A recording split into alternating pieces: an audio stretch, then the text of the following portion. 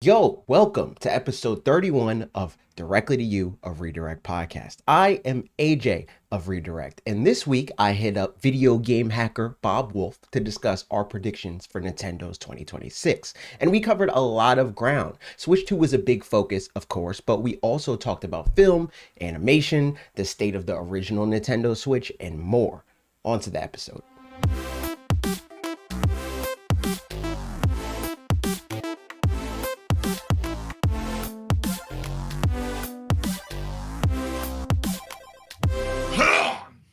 I'm not going to cut that. 2026 predictions. I hope it actually got it. Woo! There's a lot of stuff that may or may not happen this year, and I want to talk about all of it. So I got Bob here because Bob is the only person that I can think of Good to see you. that I trust on all of it. You know? Like, there's other people I could talk to about bits and pieces of this, but I think you'll have an opinion on all of it. So I'm going to talk to you. Okay. All right. So I'll like, tell you what's gonna happen. I'm predictor. yeah, tell me everything that's going to happen. I'm upset about that also.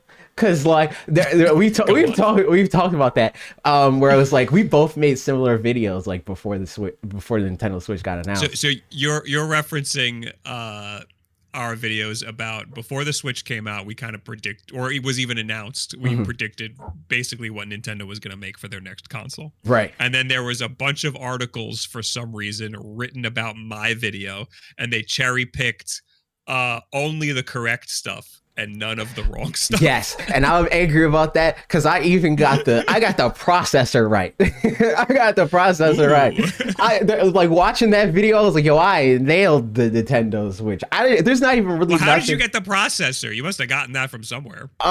It was You can't because just pull that out of the ether. no, it's because I saw Nvidia post like so I had my general thought process was like, well, it's gonna for this concept it's gonna have to be a handheld console, and what's like the most like impressive handheld console like, and it was 2015 at the time when I made this video, so this was like too early, obviously.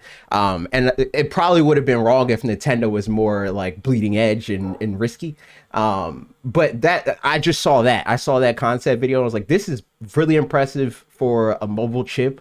I think that if they want to have a handheld console that feels like it's also a home console, they will want to go in this direction. The one thing that I regret is my phrasing made it sound like I was wrong, because I was like, I think that they're either going to use this chip or they're going to go x86, because at the time they were using PowerPC. But my phrasing was messed up. But tangents. The point is, we be predicting stuff sometimes and we get it right. So that means that whatever we say today about what's going to happen this year, we will be right. It's going to be 100% correct. So the first easiest thing I feel to talk about is what do we think Nintendo Direct wise? A, when's the first Nintendo Direct? B, how many Nintendo Directs do we think there's going to be for the year? To give you some, like, I have it pulled up. The amount of I'm pulling it up now because I love this is my favorite thing is going to the wiki for the list of that's what I got. That's what I got right now. We had 3 full Nintendo Directs. We had the Nintendo Direct that was Nintendo Switch games. We had the Nintendo Direct that was Nintendo Switch 2 hardware and games, and then we had the last Nintendo Direct where they talked about the last time you were on the podcast, that Nintendo Direct. And then there's like other like, which one was that? The last podcast was a blur. That was when we talked about the Mario fast. anniversary and those games. Yeah, that was sad. I was sad about the Mario anniversary. Yeah. Like nothing happened. And then the whole year went by and we got nothing. It was September. It's not the whole year, right? We still got time. And then the whole year went by. So historically, you can usually like look at the list of Nintendo Directs from all the way. This list goes all the way back to the first one in like 2011, I think. 2011. Yeah. So it goes all the way back. And you can look at this and there are some pretty strict patterns. However, I will say in the last like 2 or 3 years, they have strayed from the patterns sometimes. So this really doesn't mean anything. I think there's like a lot of patterns that people people are slow on breaking their idea of how patterns work. And I'll say like there was one that I'm guilty of like the 2D Mario games, because it was so long that people are like 2D Mario games do so well. They do so well. Look at how well, like new Super Mario Brothers games do, and never updated that opinion. Because they didn't make another 3D Mario game since Galaxy 2, and then Odyssey came out, and then they didn't make another one since then, right? So people are like, well, 2D Mario games always sell better than 3D Mario games, so Mario Wonder is definitely going to sell better than Odyssey because it's a 2D game. And that's just an insane take. Yeah, that just doesn't make any sense. That's what people would say, because the new Super Mario Brothers games used to do 20, 30 million units sold, and Mario Galaxy did like 20, So it's like Mario Galaxy sold more. And the only time that we got actively both on console, we got 2D and 3D Mario games, the 2D Mario game sold more. But it was literally the only time period that we've had that. And that was like during the time where 2D Mario was like novel again. But now it's not novel. Yeah, and anymore. also it was like pitched as like the family, the family game and like the multiplayer game. Mm-hmm. Yeah, that's a tangent. How many Nintendo Directs do we think we're going to get this year? And I don't know. First, you know what? Let's do this. When do we think the first one is going to be? What month? I don't know. I feel like I'm getting worse at predicting Nintendo. You know what? It's not my fault that I'm getting worse at predicting Nintendo. It's Nintendo's fault for being so unpredictable lately. They, I think, are getting weird with the releases. They're a lot more close-lipped about things that they have coming out. They're announcing them way closer to release, which I think is a good thing, because there's no reason to get excited for something that's coming out 8 years later. I scream about that every time we get a game announcement for a game that doesn't have a release year. It makes me mad even when we get a release year and it's the year after. Yeah, I don't like having to wait more than a year. I don't need to know then. Don't tell me. Yeah. I'll give you as a console manufacturer, I'll give you 2 games that you can announce a year in advance, and it better be 12 months max. Because as a console manufacturer, you got to give people a reason to get the console ahead of time and have something to look forward to. But as a third party developer, there's no reason to give me more than 3 months. Yeah, as a third party developer, when I see like in the Game Awards, it says like at the last Game Awards when it said 2026, I was like, okay. Because I know it's going to be late 2026. Yeah, I hate it. But when it says 2027, I'm like, don't tell me. I don't need to know this. Yeah, I hate it so much. So last year we had, is that true? 6 directs? We had 3. 4? We had more that were like, we had Pokemon Presents. We had the 2 Kirby Air Riders directs. But as far as like general Nintendo ones that people would count, there was 3. We have Nintendo directs that are game specific. But then we had 3 that were just a broad of games. Big Nintendo. Yeah. Yeah. So historically, we get one early in the year. It looks like February is the one that always happens. Except last year they broke it. Here's the thing: people do this. People see a trend of 3 years, and they're like, "We always get it there." Because for a long time it was January, and people that listen to this show specifically know that makes me very angry, because people call it the January Nintendo Direct, and I'm like, "Yo, it's been January like 2 times, and y'all just It's been a while since it's been January. Yeah, exactly. So there's a lot of. It was January, and then it became when it's in February. It's the January ones they seem to usually be a specific game, and I don't think there's a specific game that Nintendo is promoting right now. So unless they want to promote Animal Crossing again, I don't know. If I had to put money down, I'd be betting. Can you do that? Isn't there like an app where you can? There's definitely an app for it. Everything is gambling in 2020. Oh, why or 2026? I should be all in on this. I would put money down on February. That's not the take for here.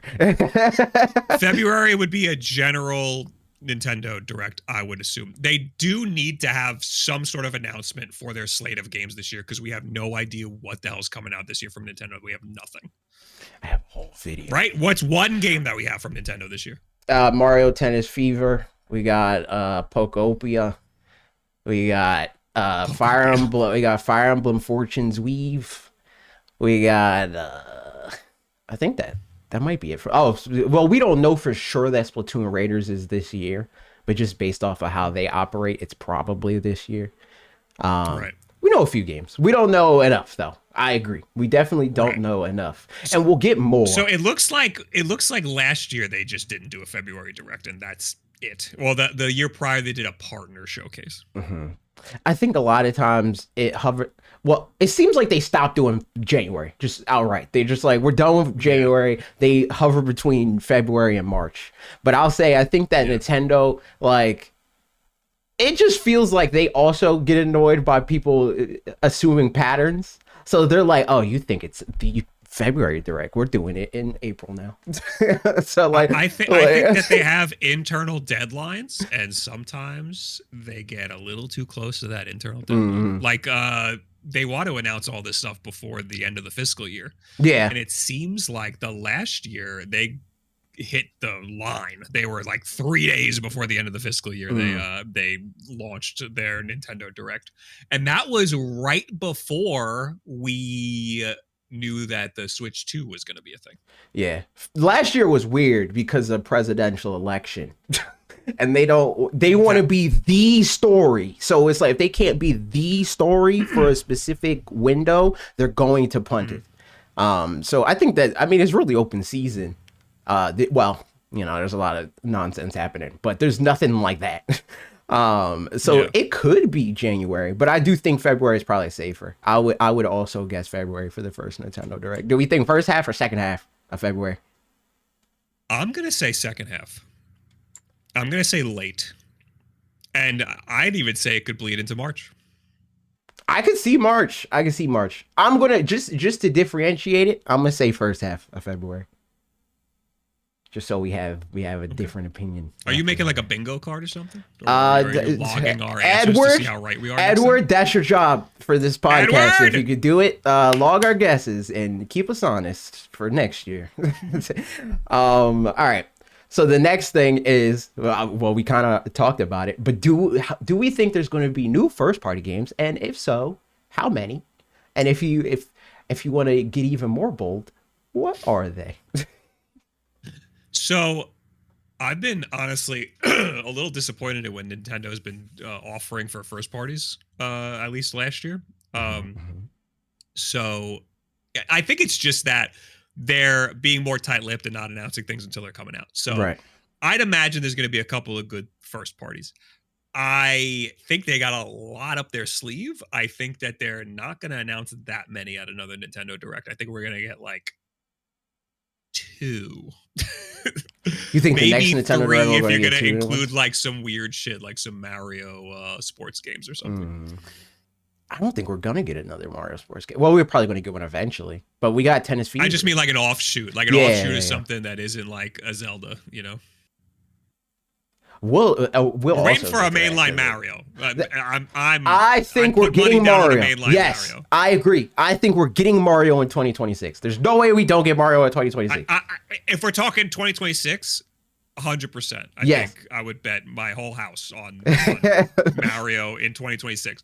If we're talking about the next Nintendo Direct, I would still say No, I'm gonna see talking about Mario. generally. Not we're done Yeah. with the first Nintendo Direct. Okay. We didn't do a prediction for the. I'll do a prediction for the amount of Nintendo Direct. I think we're going to get 4 main Nintendo Directs this year. Oh, That's the a- amount of Nintendo Directs. That's Okay. what I'll say 4. Main? You think 4 I think we'll get directs 4. that have a collection of Yes, games? I think we'll get 4. That's too many. I think we'll get 4. I'm gonna say 4. I would say 2 max. I And think that's not including partner directs. so. The main reason why I say 4 is because I think that we're gonna get a deluge, like a lot of third-party game announcements this year. And I think that agree. there's going to be a decent amount of third-party games that are going to be too big of a deal for them to want to put them in a partner direct. That's my main thing that I think, and I think that they're going to have a decent amount of games this year also. So I could see them doing 4. So I'm a lock I can that see in. that. I don't see them having a lot of first party games that they want to announce. I can.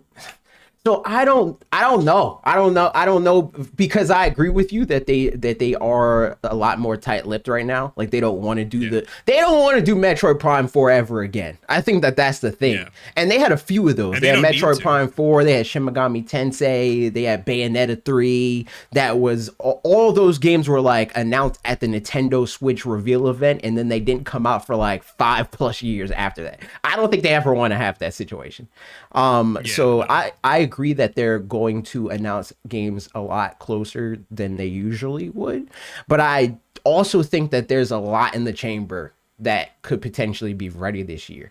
Like off rip, something that we know for sure that is like a free space is we're getting a Pokemon Gen 10 reveal within the next. We're getting it next month, Pokemon Day. We're getting Gen 10. So yeah, I could believe that. Somebody the other day asked me for a wild card prediction. So here's my wild card. Here's my wacky wild. For first party? Because we're going to talk about third party and Pokemon. Okay. Retro Pokemon games in some form. Oh, we're going to talk about that. That's an NSO thing. That's my yeah. That's okay. That's you about to give me the did you see this? Did you see this Logan Paul tweet that people are circulating on the internet right now? No, please. He essentially one of my most popular tweets is dunking on Logan Paul. He essentially pitched Pokemon Fire Red, and he was like, "Yo, this is going to be the best idea that Nintendo could ever do. Remake Gen 1," and it's just literally Pokemon Fire Red. And people are dunking on him right now for that. So yes, I think that. Like I said, I think Splatoon Raiders will get that. And I do want to circle back when we're done talking about all the like individual like categories or whatever when we're done with games, because I do want to predict what do we think will be the top 10 selling games at the end of the year. You know how like on their financial the data end of 2025? 2026 at the end of the year. By the end of the year on their financial by the end of this year in December of this year. Yes. That's how the fuck are we gonna do that? We don't even know what's coming out. Because again, that's what it's about, predictions. Because a lot of it is going to be games that we already have, right? Like I think, and again, we'll talk about it at the end. But I'll spoil one of my predictions. I think Mario Kart World, the spoilers, is going to be the best selling game at the end of the year, and I think it's going to be at least at 15 million units sold. That's my prediction. So you think that Mario Kart end of 2026 will be the highest selling game of 2026? It will be the highest selling game on the platform by the end of 2026. Okay. Yeah, I think it is the highest selling game on the platform, right? And will continue to be the highest selling game. Exactly. I don't think it will be the highest selling game of 2026, though. I agree, but again, I'm saying, what do we think will be the top 10 by the end? Because they update their top 10. You know, like that's like the running thing on the financial data page is like they have their. Oh, it'll be up there. It'll be up there for the next couple of years. Yeah. I do think that it's gonna fall off a little harder than Mario Kart 8 Deluxe did, but I don't think that means much because Mario Kart 8 Deluxe did like absolutely insane something million copies. Yeah, I don't know if it'll sell 60 I think million. Mario Kart World, I think didn't they stop selling the bundle? Yeah, they just did. Well, it's still so they stopped supporting it. I literally just bought one like 3 days ago. They stopped supporting it, so they're not manufacturing it anymore, but they're still selling the ones that they still have. Okay. That makes sense. So until they run out, you could get it. Run outside, buy Mario Kart. But I just was talking to my brother about I just did a giveaway, and I literally just bought the bundle. I was just telling him because he's a Pokemon guy. He likes Pokemon. He doesn't play his Switch other than playing Pokemon. So I was like, yo, they're going to make a new Pokemon game. It's probably not coming out on the original Switch. You're going to need a Switch too. And again, we'll get to this. Absolutely. But it's probably going to be more expensive. So I would say get you a Switch 2 sooner than later. But you know, I think that, like I said, I think Pokemon is going to be a first-party game that they're going to release this year. I think Splatoon is going to be a first-party game that they're going to release this year. And those are the two that are not already confirmed and like for sure happening. I also think that we'll see Zelda. I don't think we'll get Zelda. Maybe towards the end of the year. Yeah. Mm-hmm. Or like, you know, like a Summer Games Fest type deal, or because this is I don't know if they're giving that to Jeff Keighley. I don't think they fool with him anymore. Didn't they give him like a a lot for Breath of the Wild. Yeah, and then for Game of the Year, they kind of like they disrespected the director of the video game. They gave him a please wrap it up, and then Nintendo since then was like, we're not giving you stuff no more. So that's why like the extent of Nintendo's involvement is like paying for ad space. Like that's what they do at the Game Awards, and that's the going speculation is that's the reason is because they kind of pushed them out the door when they were accepting the Game of the Year award.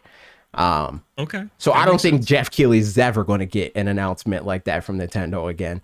But I do think I think Nintendo is definitely, they're too big. They're gonna announce things. Yeah, it's gonna drop a trailer or something. Yeah, or now they have the app. They can just could be on the app, but they're not even using it. They're not using the app. They don't use the app right. Did I even download it? They have too many apps. I wish that, like, I get it. Somebody explained to me why they think that they have the apps that they have, but I think that they could have like at least 2 less apps than they have.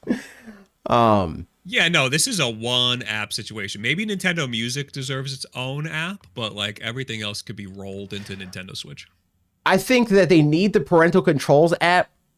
And I think that if you're going to do the parental controls app, you should probably put the parental controls app and the Nintendo Store app on the same app. and then I think the Nintendo's, there's a Nintendo Switch app. Yes, right. Like that is the one that controls your Nintendo Switch. Mm-hmm. But they want Xbox and PlayStation have the same thing. They want the PlayStation app. But they want the kids to be able to interface with the Nintendo Switch app. So that's why that is what it is. Like, okay, you can look at your app and see if your friends are playing their Nintendo Switch. You can download and like share your screenshots and your videos and stuff like that.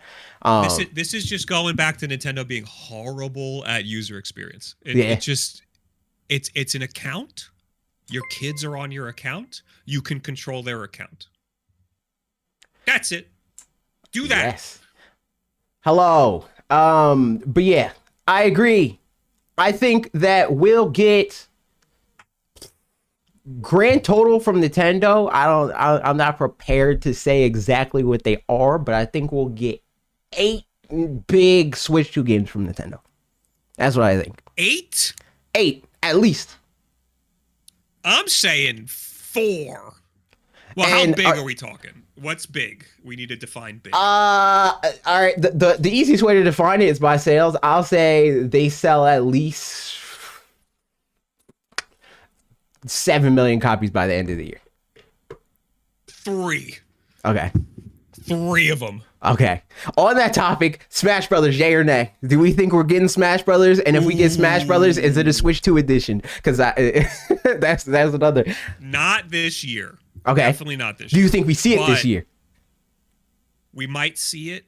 I'm thinking it might be a remaster or something. Like the Smash Ultimate, but like revamped. So a Nintendo Switch 2 I don't know if they're... Because first, I don't know how you can get better than Smash Ultimate. It's like the most perfect version of Smash Brothers, period. I think Sakurai be capping. I think that he's a liar, and I think that they could pretty easily, and like I mean, like as far as like getting the rights to the characters, getting everybody on board, blah blah blah. I think they could pretty easily get 100 characters in the video game. I think that they could do that. So that is the one thing that is concerning is that it would be. I think it would be a huge undertaking to relicense everything for a re-release. I think that's the easiest thing for them to do. I think especially if it's like if they market it as like a new game rather than it being like if they do it because Ultimate is I think a lot of people would be down, but there's just a lot of bureaucratic hoops you have to jump through, and that's difficult. And there's a lot of people who are just not gonna like a lot of these companies are just you're not gonna be able to get a hold of them. And that's just what happens with these re-releases of games. Is sometimes there's like a song you want and you just can't get a hold of the guy who owns the song. Right. Yeah. I agree. I don't know if we're going to get all the same characters, but I do think that getting 100 characters in Super Smash Brothers is like something that they could pretty easily do. And if like all he care, which if Kirby Air Riders taught me anything, is that Sakurai cares a lot about throwing everything in the kitchen sink. Like that's his like perfect idea of a perfect game. Here's all of the things. Yeah, I'm a little concerned that he would want to make a whole new game, because that would be insane to do something on the scale of Smash Ultimate, but more. Right. I don't see how that's even possible. I think a lot of the 70-year-old man who plays with two controllers. He's not 70. He's like 50 something. Isn't he 70? No, he's like 50 something. Miyamoto's like 70. He's 55. He's 55. Yeah, what are you talking about? Every time I think about his age, it goes up. That brother is younger than my dad. So I think that there's a real possibility that it's just some sort of like special remaster, and maybe they do add characters. That would, I think, be like feasible. I think we definitely get new characters if it's a remaster. I don't think that we get more characters if it's a new game. I think we get at least within the ballpark, because there's so many people in the gamer sphere on the internet that's like, we're going to get a reboot and it's going to be 20 characters, and that's not happening. That's not happening. We're not. That's not happening. The game is not going to have a noticeable amount of characters less than Ultimate does, and if it launches with less characters than Ultimate does, it will end its life with more. That's I guarantee you that. 80 characters? Yeah, it's like 80 characters. I could see a game with 50, but like a lot of other shit, like real single player or something. I think he's burned on single player. I think he took that Subspace Emissary stuff to heart. Mm-hmm. He doesn't like the fact that it doesn't have to look like that, but I think him in game modes. Yeah, there's gonna be some fucked up game mode if they do a whole new Smash Brothers for sure. And if they're gonna remove some characters and have a lot less characters, like 50 versus 80, I think that it'll be made up for in some weird way. Yeah. Although I think if I had to bet money, I would say it's just Smash Ultimate Switch 2 version. They'll call it something crazy like Smash Ultimate. I don't know. And they'll add some characters, and the online will be fixed. Solid. I think that I agree. I think that I can't see them stepping back from that. I think that a lot of Smash's identity is wrapped in like the grandiose nature of it all. It's a celebration of everybody's favorite everything. So for them to go back from that and say, most people are here. I can't see them doing that. Some people are here. So like my thought, like I think. Yeah, and I made a video about Super Smash Brothers, and I think the tagline could be "Everything is here." I could see them being like, "All the characters from Ultimate are back. We're giving you a little bit more characters. Also, remember those stages we cut? Those stages are back too. Like here's an adventure mode. I could see that. I could see them doing stuff like that. And maybe it's not a Switch 2 edition, but it's like spiritually a Switch 2 edition. Because like the fact that they haven't done anything to Super Smash Brothers Ultimate in that regard says to me that they have bigger plans for Smash that they're not ready to talk about or do right now. And whether that's a whole new game or, again, a Switch 2 edition or something in between, that has yet to be seen. But I do agree that I don't think we're getting it this year. I think we'll see it. I think we might get a logo or something. But I don't think we're getting it. I do think we may be seeing Melee in Nintendo Switch. Melee. So here's the thing, and we can move on because I was trying to look up to see if there was a leak, because isn't there Nintendo Switch Online leaks where it's like blurred in the background of some footage? I was trying to see if that's one of them, but I couldn't see. So the one that's blurred out that people are still waiting on is the original Smash, the N64 Smash Brothers. Oh yeah, okay. That's why I'm remembering that. So I think we'll get that. Okay, so I take it back. We're not seeing Melee. At most, we're gonna see the 64 version. Yeah, I don't think we're getting. Which sucks. I don't think we're getting Melee. Also, I don't know if they want to touch Melee with a 10-foot pole. I think that not if they're not if they're gonna do Smash 64, and they have to do Smash 64 first. Yeah. So it'll probably be like a long time before we get Melee, which I is like think really even if they terrible because that's the do- one we want, and there will be such a huge community around it. I don't know if they want to.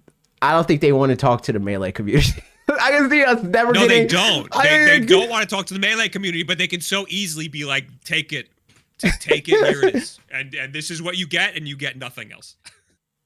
And if you want to do it, and if you want to do a tournament, You got to do it everyone here. get a Nintendo Switch Online subscription. Yeah, they're still going to want to mod PS2 though, and that's still going to be a whole thing.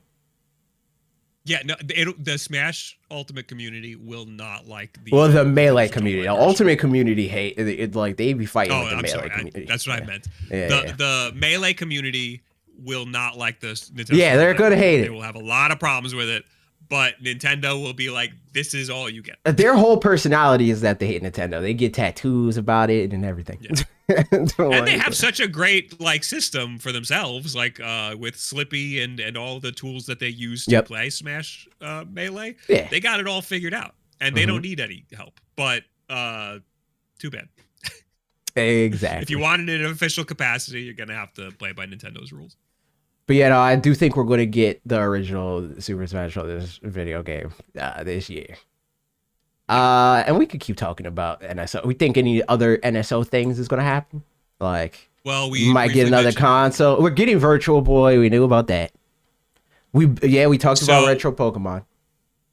I don't know about a new console so soon. I do think DS is on the horizon, but I don't know. You don't think it's going to be 2026? Well, they're doing Virtual Boy, so maybe that's their virtual console. I mean, their NSO edition for the year. Maybe they're like, all right, you got Virtual Boy. I think it's just a little early. We just got GameCube. Yeah. For the Switch too. So I think that they're probably gonna stretch it out a little bit. Because DS would be a huge deal if they just dump a bunch of DS games. You think if they're going to do DS, well, that's probably not going to happen this year. But I've been saying for a long time, I think that if they do DS, they're going to do a peripheral for it. I think they're going to do a dual screen, you plug it in USB-C situation. I think that would be a 3DS Wii U thing. I don't know if that would be a DS thing. Or maybe it's all of them. Maybe it's all. Maybe they just do all of them. I think because regardless of how they are like, because like I could even see it being like so they have the GameCube controller, right? And the GameCube controller, like how they market is like it's a classics line thing, and you can play it on our Nintendo Switch Online library or whatever. But it's also a pretty big deal because you could play, the Mario HD collection or whatever. You can play Sunshine on a GameCube controller, and you can play Smash Brothers on a GameCube controller, and you don't got to use the adapter or whatever. I could see them also doing like tangential things that aren't necessarily like Nintendo Online library things, like a thing that a lot of people want but it's not currently possible is like because a big part of Switch's legacy is killing Wii U's legacy, the little that it had, and the last like game that people care about and like on Wii U that we don't have, there's the Zelda remix or remasters, Nintendo Land, and they could do Nintendo Land if they do something like that. If we get Nintendo Land requires a second screen. Right? Yeah, you need a second screen. Yeah. Because it's the asynchronous gameplay. I think that Nintendo would want to have a second screen type deal for 3DS and Wii U. I mean, Wii U, most of the games don't even need a tablet. They don't need a. Yeah, it's like the second most of the games half are single of screen. The end of it. It was like Splatoon and Mario Maker that were like the only games that are like you should get it. And Zero. The crazy thing about Mario Maker is it just mimics it's the same screen on both, and the tablet is only there because you can touch it, and you can just do that on a Switch because you have a touchscreen. So there's no need at all for a second screen with Mario Maker. But yeah, there's like a handful of games like in Breath of the Wild, it's the map. And Breath of the Wild, Splatoon, it's the map. Yeah, and in Splatoon, you kind of you don't need it, but it's a lot easier to like orient yourself and still play the game. I think if you're gonna put Splatoon 1 on the Switch too, then yeah, you need the map. I can see it. I don't know why they would put Splatoon 1 on the Switch 2. I don't know why. But we're just that's the thing is we're grasping at straws to find examples where the gamepad matters. Yeah, the gamepad. I don't think the gamepad matters that much. I think that it's just a big enough quirky thing for them to be able to say, or it's like, oh yeah, we got there's second screen. I wasn't considering a quirky accessory for the next Switch Online console, but if they're gonna do DS, they could do. You know what Tate mode is? No, what's that? So Tate mode is just when you take a screen and you flip it sideways. Okay. And there's some Switch games and Switch 2 games, I guess. I think Tetris Effect is one of them. Oh, I saw you talk about this like with your arcade cabinet escapades and whatnot. I saw, yeah. So I think a DS accessory could just be a Tate mode thing, like controllers, and you just flip the screen and put it in the Switch 2 and you play it handheld, but the screen is vertical, so you have the two screens like they would be on a DS. Yeah, I can see that. If they're going to sell something with the DS collection, then that's the way to do it. And then that way you don't have to sell a whole expensive second screen. You can save that for the I think if they do a second screen situation, it's going to be like how the camera is, where it's like you could get their second screen, but there's other screens that you plug in your iPad or whatever. Like now that I'm going to say no, because they're so weird about their video output. That's true. So if that you is get true. Any screen, then you can just output to a TV, and then that's yeah. That's true. That is true. So that's it for NSO. We think anything else is going to happen for NSO? Any other games on any of the other? We keep talking about Pokemon and then just moving on. Yes, Pokemon. I think if they're going to do Pokemon, it's going to be weird. It's not just going to be a Nintendo Switch Online. If it's a mainline retro Pokemon I agree. game, they're going to do something weird. It might be its own app. I think I could see that. I could see. So here's the thing, right? It could be weird, but it could also not be weird because we do have Pokemon games that are on NSO. So, and we do know of 2 Pokemon games that are coming to NSO. We know that Pokemon Coliseum and Gale of Darkness are coming to NSO. We know that. They already confirmed this. Those are big deals. That's yes. That's like the closest thing that Nintendo consoles had to a Pokemon game until Switch. So, and those games suck. I hate them. So I could see them in theory putting them on NSO. But I do agree that they might do something weird. And I think the weird thing might be that they are like, we're not doing the Game Boy Advance ones. Or if they do the Game Boy Advance ones, they're going to like stop short. I think they're going to like, because they could do Ruby, Sapphire, Emerald, Fire Red, Leaf Green. That's all the Game Boy Advance ones. And obviously do like Game Boy, the Game Boy ones that they already did. We're going to get barely any. We're lucky to get red and blue. So that's what I'm saying. So like we're gonna get barely anything. I think if we get them, we're gonna get red, blue, yellow, and maybe green. Well, Japan at least is going to get green because they already did that. So I think I think we might just get the Game We and Game Boy Color ones, and then that's it. I could see that. At least to start, and then they'll trickle out the again. ones. Yeah, that's what I think. I think that we might get them being like the Game Boy games are coming, and then they'll announce like the first 2, like they'll say we'll get Ruby and Sapphire, that'll come, and then everything else will come eventually, but it'll be like 2-3 years later, because that's what happened with Game Boy, where it was like we got red, blue, green, yellow, and then I think it was like the year after that we got gold, silver, crystal, and I think we got crystal the year after. We might have got crystal the year after, or a couple of months at least after we got gold and silver. But yeah, no, I don't think we're getting the whole everything all at once. That I agree. I think that we could see them just being like, here's the old stuff that we already gave you on 3DS. And I agree that it could potentially be a la carte situation where it's like you could buy it. And some people might prefer that. But I don't think they'll be happy about what the price is. Because if they do an a la carte, I don't think it's going to be, $5. It's going to be like at least 10. I could see them going 20. Here's my nailed down prediction. Nintendo Switch Online, It's its own app. It's the Pokemon app. It Uh-huh. has all the Pokemon games that are in the other apps. So even the N64 and the GameCube game. Yeah, and it is part of the expansion pack. So it's got the original Pokemon games in it, the Game Boy ones, but you can only play them in the expansion pack. That's that'll make prediction. People angry, and I can see it. Yeah, it's definitely going to be weird. It's going to be something weird that is going to make people angry. But at least we're getting the Pokemon games. Yeah, we'll get them, and most people will play them once and then never touch it again. And then there'll be some people that most people play them and be like, I don't remember this being so weird. Yeah, like, you know what? Actually, this game sucks. I'm not playing it. Yeah. But I can having a read because we got that on their 20th anniversary. The last time they did the virtual console Pokemon games, it's their 30th anniversary. So I could see them being like, it's the next one. Here's the next generation of Pokemon games. There's really no excuse. There's no excuse why we don't have them. I mean, there was never an excuse other than they just didn't want to. Yeah. It was never about they couldn't. It must be the Pokemon company being weird and protective over them for some weird reason. Yes. They're Disney Vault. They are Disney Vault. They're like, hey, we have the most valuable IP, and the way that we keep that is we are cagey about it. So that's what they do.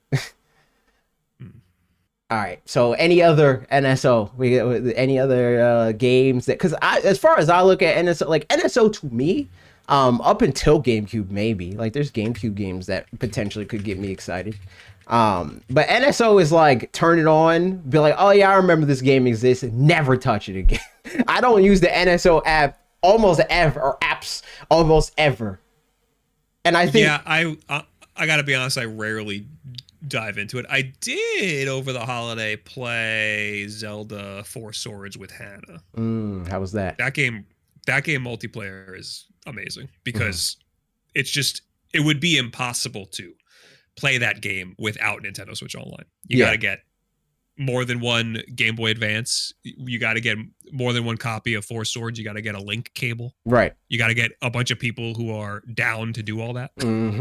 Like, it's just not feasible. But with Nintendo Switch Online, you just sit right next to somebody and you just launch the game. I think that's the biggest missed opportunity for like Pokemon. So, and that's why, you know what? I think that gives your the theory about it being its own app more credibility, because if they do it and it's their own app, then they could mess with it so that it could work with home. And if it works with home, then you could transfer your Pokemon from the Game Boy games to Pokemon Stadium, because Pokemon Stadium kind of sucks without having access to the Game Boy game. Because the Pokemon that they like, if you're trying to battle in Pokemon Stadium, the Pokemon that they give you they're dumb. They try to like fake balance Pokemon, where it's like, well, you can't battle a Charizard with a Squirtle because Charizard's going to win. So the way that they balance that is they give Charizard like Fire Spin as his strongest move, and then they give Squirtle Hydro Pump. So it's like, but if you can use your own game, then you can give the Pokemon the moves that you want them to have. I think that they have the functionality to put the cartridge in to the game. Like, they have that built into Nintendo Switch Online. They just don't. It's just not the game. It's just not connected. Like you could do, like, the functionality's there for whenever the Pokemon company is ready. But it's not a thing that way. And I think a lot of people thought that we were going to get that announcement because of Pokemon Stadium, where it's like, oh, we're getting Pokemon Stadium, we got to get the Game Boy game, because those games suck without them. We need more GameCube games for sure. GameCube needs some love on Nintendo Switch. I think we're gonna get Super Monkey Ball. Okay, for the GameCube, that's possible. We're gonna get Sunshine at some point. Yeah, we're gonna get Sunshine. I think, did they not already announce Sunshine? That'd be crazy. I think they said it is coming, but or did they? I just assumed it was coming. I think we're going to get Twilight Princess. I don't think we're getting it this year. So it's the 40th anniversary for Zelda. So I could see them doing like, if we get one, we're probably not going to get the other. Where a lot of people want them to re-release the remakes for Twilight Princess and Wind Waker. And Wind Waker's already on NSL. We're gonna get the special edition collection of the Master Quest of Ocarina of Time and those things. What do you mean? You mean on NSL? It's like a GameCube, like it's like a GameCube game, but it's the Master Quest of Ocarina of Time. Game still sucks. Oh my god, that game is bad. Imagine playing it, but the Master Quest version. Oh my god, no. I even start because I was like, because in my head before Breath of the Wild, I was like, Wind Waker's the only good 3D Zelda game, but that was just crystallized in my head. I haven't actually revisited it.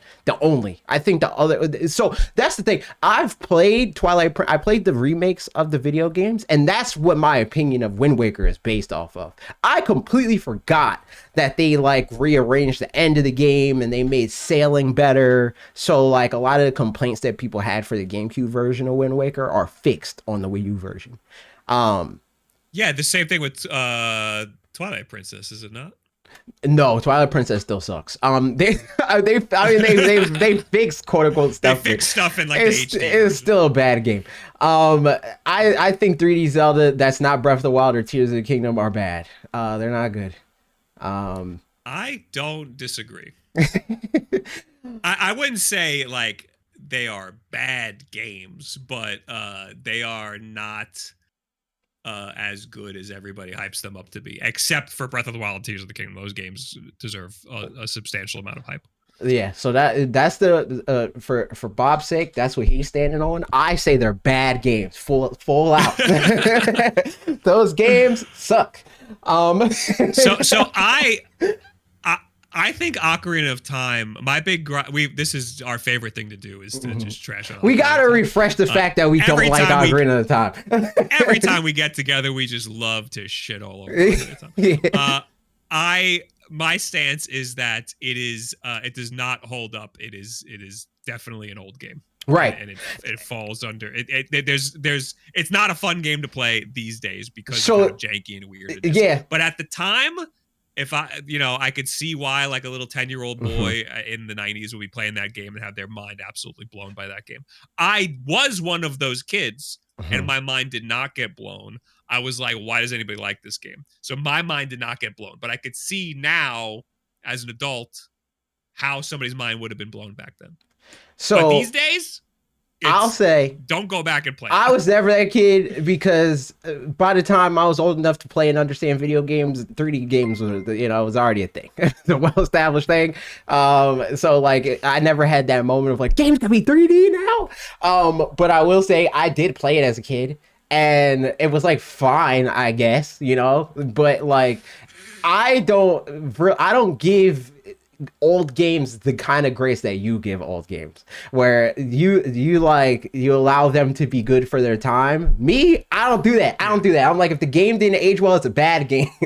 And that's just how I feel. Because that's just because every old game would be bad then. Because I disagree. Because there are old games that still hold up, Super Mario World. That is still a good game. That stands shoulder to shoulder with games like Celeste, right? It doesn't have to have the disclaimer of this game, it was really fun in 1997 when we played it as kids. It doesn't have to have the disclaimer. I think there's a decent amount of games like that. I think there's two different things. I think it could be good then and now, and it could be good then but doesn't hold up. Right. That's the good then, or it could just be bad entirely. Though there's plenty of retro games that are just straight up were never good. Yeah, I don't got that level of grace. I got two categories. It's either you're good or you're bad. And I don't you don't get legacy awards for me. But I will say, I think what it good GameCube is, I think it bounces around as far as retro games, in my opinion. I think Super Nintendo has a high batting average. There's a decent amount of games on Super Nintendo that are good. Yes. I think there's a good amount of Game Boy Advance games that are just good. I think N64 missed the cutoff. It's bad. I think there's some games that are good. This is something that this is a phenomenon because Nintendo they had figured out the technology. Exactly. It was 2D stuff, and right. on the NES was not good. Exactly. And then on the Super Nintendo, they like figured it out, and then on the Game Boy Advance, they super duper figured it out because they already figured it out on the Super Nintendo. And then they had to figure out 3D, and then they were back to they were back to square one again. It's a lot of N64 games they could not figure. There's it out. The alpha generation. The GameCube, they figured it out. It's like the most modern version of that is Wii U. Wii U is like alpha Nintendo Switch. NES was alpha Super Nintendo. N64 was alpha GameCube. You know what I mean? Like that's how I feel about it. But I will say, I think that we're going to get Double Dash. Yeah, definitely. We already have Luigi's Mansion. That might come before Sunshine. Yeah, I can see that. I can see it coming before Sunshine. What I want was a left field thing, and I know that I'm going to play this game and be like, actually, this game sucks. Now, as I want Assault. I want Star Fox Assault because I would like that. I think Star Fox, just again, the way that I think about it in my head, without the like playing it recently, I think Star Fox Assault is better than people thought it was at the time. And I think that I think that that's a possibility. It had a big cult following, and I remember at the time I was like, "This game fucking sucks." But I was also a dumb little kid, so I don't know. I think Star Fox Adventure actually sucks because Star Fox Adventure is just a 3D. And that's Zelda another game. thing. I'm confusing the two. I don't even know which one I played. Star Fox Adventure is a fake. It's a fake Zelda game. That's basically what Star Fox Adventure is. Star Fox Assault. I think it's that one that I played, and I was like, "This is a fake Zelda game, and I don't like Zelda." Yeah, nah. Star Fox Assault is just a Star Fox. It's a Star Fox game, but you leave the ship sometimes, and that it's still like even when you're out of the ship, it's still a Star Fox game. Like Star Fox Adventure is the one with the dinosaurs, and you're going to the dinosaur planet. And you're helping a little dinosaur man. I forgot his name. His name's like Tricky or something like that. And that's the one with the Gooner lady. What I really want to play is Dinosaur Planet. That's what that was. The game before. Yeah. Yes, before it was. That game's probably worse. Where you only play as the Gooner lady, I think, the whole time. Do you think we're going to get the Mario parties, or are we going to get the Mario Party games? Because we got Mario Party on N64. Yeah, definitely. I don't know about this year. There's a lot. That, and they're gonna drip feed us GameCube. Yeah, for sure. I also think, left field prediction. I think we're going to get Mario Superstar Baseball this year. I think we're going to get it. On NSO specifically. Yeah. There's just too now it's becoming more because baseball is like we're gonna get. Baseball's like kind of cool again, but it's not cool enough for a new Mario baseball. I think Double Dash is possible. I think Double Dash is definitely happening. Yeah. We got F-Zero. Yeah. If we get F-Zero, they're gonna space out all the Mario stuff. So I think Double Dash. Oh, you think that since we get and you think that we're not going to get Mario Baseball because we're getting those two? Yeah, and I think that we're not going to get much in the way of GameCube outside of that. Okay. All right. I think we're barely going to get any GameCube stuff because they're going to want to like take their time, space it out, and like make sure that the emulation's like perfect, even though it shouldn't be that hard. Yeah, that makes sense. They gotta QA the shit out of it, even though it doesn't need it. All right, so the next big category that I got is we got a lot of anniversaries, and I want to run down the list, and we say if they're going to do something that's a big enough deal, if they're even really going to acknowledge it. So first one on the list, 40th anniversary Zelda. We kind of talked about it a little bit. Do we think they're going to play? It's 40th anniversary Zelda. I think yes. They might show us a sneak of the next game. That's what I think. I think it's gonna be in the Nintendo Direct. They're gonna do what they did with Mario. They're gonna do what they did with Mario. Exactly. Yeah, they're gonna have dumb shit, and then that's it. I think that it's gonna be better than Mario. I think that we're better than Mario in that they show a new game. Exactly. Like that's what I think. Yeah. That's what I think. Metroid, 40-year anniversary. Are they going to do anything? Barely anything. We just got Prime 4 game or anything. Are they?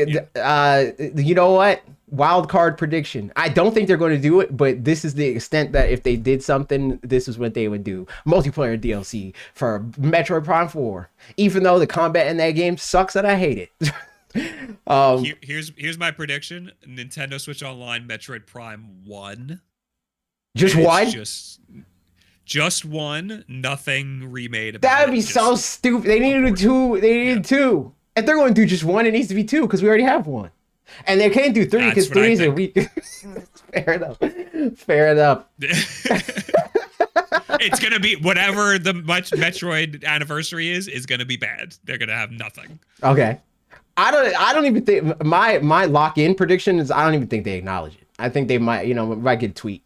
And then it's gonna be Metroid Prime 3. I mean Metroid Prime 4 is $5 off right now. Buy it on eShop. I think that's the extent of the. Here's your 20th anniversary, 40th anniversary Metroid icons for your Nintendo account. Exactly. And there's third-party ones on here, but I'm skipping those. Kid Icarus. Do we get something? Nothing. Zero. Not even an acknowledgement. But Sakurai said we might get Uprising. Maybe an icon for your Nintendo account. Sakurai said that Uprising is possible. He said it. What's possible about it? He said we might get a remake of Kid Icarus Uprising. Absolutely not. No. Not happening. But Bandai Namco Studio S and 2. Nope. I don't think I don't know why anybody. Now that's a game that is a bad game. No, cap. I think Kid Icarus Uprising is a great game, but the control scheme sucks. And I think that if they port it, it'll be way better. I think. So how do you play it then? What makes it good if you can't control it? No, you can control it. It's just you can't. So you need the attachment. You need the dual. Attachment? You need the dual analog stick attachment on the 3DS to play it well. Does it make it so you don't need the stylus anymore? Yes. Yeah. Okay. Yes. I have it. I'll have to just play it on my new 3DS. Mm-hmm. It has the actual little nub. Yeah, I played it like that, and it's stupid like that because the nub sucks. But if I have a full analog stick, that's not the whole the full thing. It's full just plastic bad attachment. Star Fox. It's just Star Fox, but worse. No. And I mostly say that because I think the single player is fine. It's fine, but the multiplayer is really cool. The multiplayer is cool, and I think with controls that feel good, the game will be really cool. That's my thought on that. But I agree. I don't think they're going to do anything for the anniversary. We already talked about Pokemon. There's third-party stuff. There's Sonic, their 5th anniversary, but that's not. That's neither here nor there. Sonic will probably get some shit, but yeah, but not at a Nintendo Direct. It'll be Sonic Central or whatever. Yeah. Animal Crossing, 25 years. We're getting New Horizons Nintendo Switch 2 edition, but they didn't say anything about an anniversary. So I think it's about due for some Animal Crossing stuff. We get Animal Crossing. We get the GameCube game? Question mark. Oh, that's a possibility. Could get the GameCube game. I think we could get the GameCube game, and they're gonna patch out the arcade or the game console that you could buy, and people would be angry. Why do they do that? Because they don't want you to play their retro games by buying one other game. They want you to be subscribed to Nintendo Switch Online.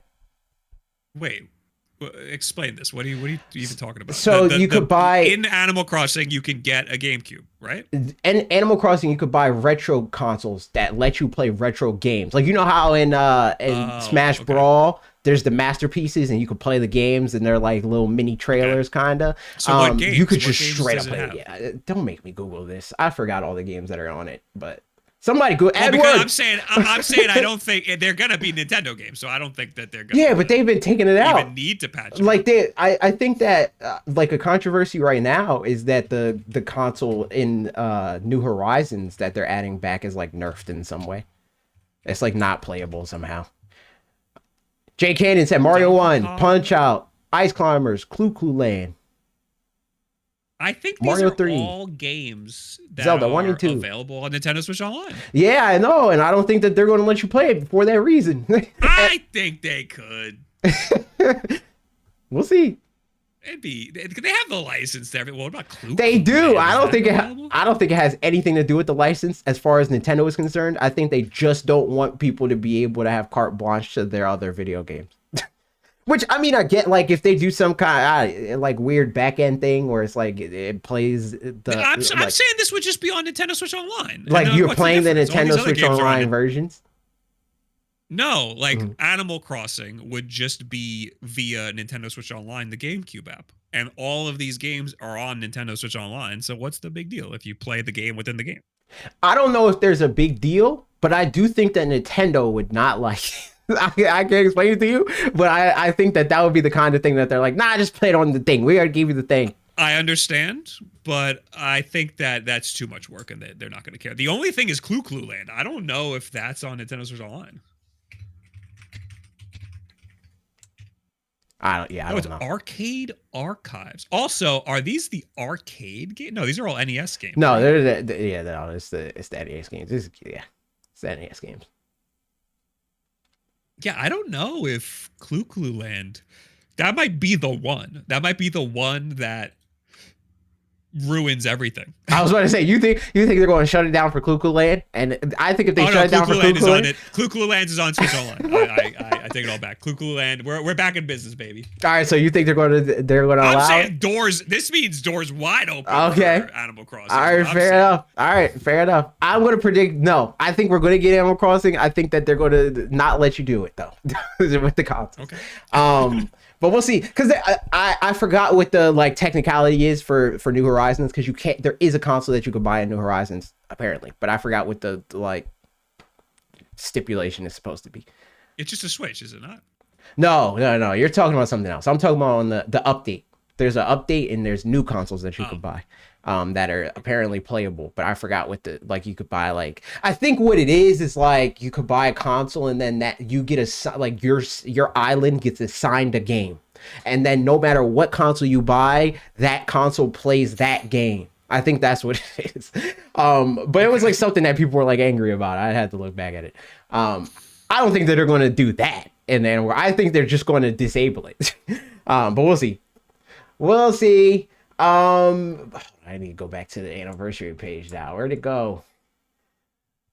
Next it's Luigi's Mansion 25th anniversary. We already have Luigi's Mansion on NSO. Yeah, we're not getting anything. They're not going to acknowledge it or anything. You don't think we'll get Luigi's Mansion 4? No, not at all. Isn't the last game that Next Level Games made Luigi's Mansion 3? I don't think they have another video game. And if that's the case, I'm locking in. I mean, they have other video games. If that's the last game that they made, I'm locking in. We see Luigi's Mansion 4. I'm going to say no. I think that they're not going to acknowledge it. Hold on. Let me see. I need to look. Apparently, Next Level Games helped on Prime 4. Oh, yeah, that is a thing. They did. I did see that. So, yeah, helped on Prime 4, and they did Mario Strikers Battle League. So it's possible they're working on a new. I think we definitely get a new Luigi's Mansion. I don't think we'll see it now. I thought that the last game that they did, I forgot that they worked on the Mario Strikers thing. But since they worked on Mario Strikers, I think that just because of the anniversary, like that's not enough for them. Yeah, no, I don't think they fart out Luigi's Mansion. Yeah, no, I don't think so. I thought that they just were working on Luigi's Mansion after they made the last one, but I forgot that they did Battle League. So nope. Pikmin. No, nothing. But what about the teaser? They did the teaser, Bob. Maybe. Hey, now we're doing a lot of GameCube. Oh yeah, the teaser. Yeah, they did the teaser. For no damn reason. Yeah, it was just a test, apparently, according to them. A test of what? And so what's weird is it was a test for the highest viewed videos on the Nintendo YouTube account are Pikmin videos. Yeah, because they made short films for Pikmin. There could be just some short films, and that's it. And then that's all they do. But when they did the short film before, they were working on a Pikmin game. I think that they're working on a Pikmin game. I don't think it's coming out. I don't think it's going to see one. Yeah, I don't think it's coming out either. I think the only reason why Pikmin even exists still is because Miyamoto likes it. On that topic, Next thing, dormant IP. Do we think we're getting any new games in dormant IP? I think we might see Star Fox. Ooh, I think that is a possibility. That's a kind of a wild card. Mm-hmm. But I think Star Fox is a possibility. What other dormant IPs? I mean, there's plenty of dormant. There's IPs. A lot of dormant IP. There's Ice Climber.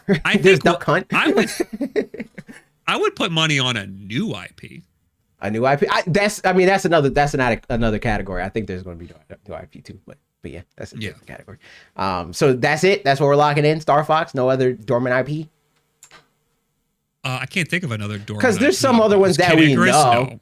We know that like Rhythm Heaven. They already confirmed that.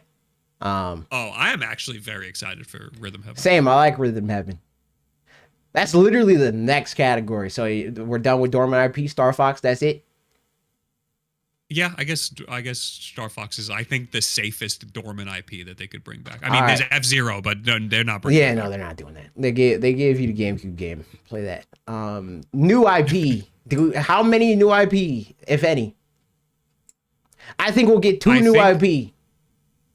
I think we'll get a few, but if we're talking about like a main like AAA game, like a big deal game, probably one or two. So I was going to say I think we're going to get two, because I think we're going to get one little like the Stretchers, Good Job, snipper clips, that kind of thing, and I think we're going to get a Splatoon.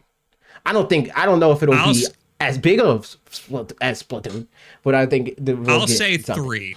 I'll say we'll get two Good Jobs and a Splatoon. Okay. Lock it in. Okay, what's the next thing? My next thing is studio acquisitions. Do we think they're going to buy any new studios this year? 1,000%. But the way Nintendo does it is so weird. They'll buy like 51% of a company, you know? Well, it depends, because I did a whole video on this. Usually when they buy a studio, it's like dire straits for the company, usually. It's like dire straits for the company that they're buying. It's like the studio's going to close. The one time that they bought a studio because they felt like they needed to buy the studio prior to this past year with Bandai Namco, with the Singapore studio, they bought Retro because they did a joint venture to found Retro, and then Retro was burning through money. And they said, nah, we can't do that no more. So they bought out the rest of the studio, and that's how we have Retro right now. But usually when they buy a studio, it's usually like, this company's going out of business, or like in the case of Monolith Soft, they went to Nintendo and they're like, we don't want to be under Bandai Namco anymore. And Nintendo said, bet, I'll buy you. And then that's what they did. Yeah, and I think they'll do. I think they have money. Yeah. And the world economy is just going to get worse, and they will be bailing out a lot of studios. But they're going to do it in their own Nintendo way. They're going to buy portions of studios, or just buy studios outright. And they'll probably do that a couple times, I think. I want them to ship a Theseus Bandai Namco. I want them to buy more. I want them to take everything. What do they have? What percentage do they have? It's weird. So again, last year they bought Bandai Namco Singapore, which was the studio that was working on Metroid Prime, and then they had to restart it, and like they worked on some other Nintendo stuff. Like they were a Nintendo support studio basically. And then they bought them. But outside of that, they have Studio 2 and Studio S, which is a studio that worked on like Pokken and New Pokemon Snap and Super Smash Brothers and ARMS, and they worked on a bunch of stuff. Which like I think so they took one of the studios that was under the Bandai Namco umbrella. Yes. And then there's the what I want them to do is I want them to take the other two that are under the Bandai Namco umbrella that makes Nintendo stuff specifically. Because I don't think that they should do the Microsoft thing. I don't think they should be like buy Bandai Namco and then Nintendo owns Tekken, because I think that's kind of nasty. And like, it would be insane. Night Rain was just made by Bandai Namco. Yeah. They are, which I don't know what the IP rights is for Night Rain. I don't know if From Software owns that or not. I would imagine. Well, they own Elden Ring. Yeah. And then they licensed that out they just kind of, it sounds to me like they just hired Bandai Namco to make Night Rain. So I don't think Nintendo would buy all of Bandai Namco. Yeah, no. That's like billions of dollars. That's worth a lot. Yeah. I think they could. But yeah, no, they can absolutely I don't think they will. Portions that help them. Yeah, I think they're too conservative of a company to spend billions. That's what I mean. They're gonna do weird shit like that. Yeah. They're gonna buy portions. I agree. Yeah, no, I agree.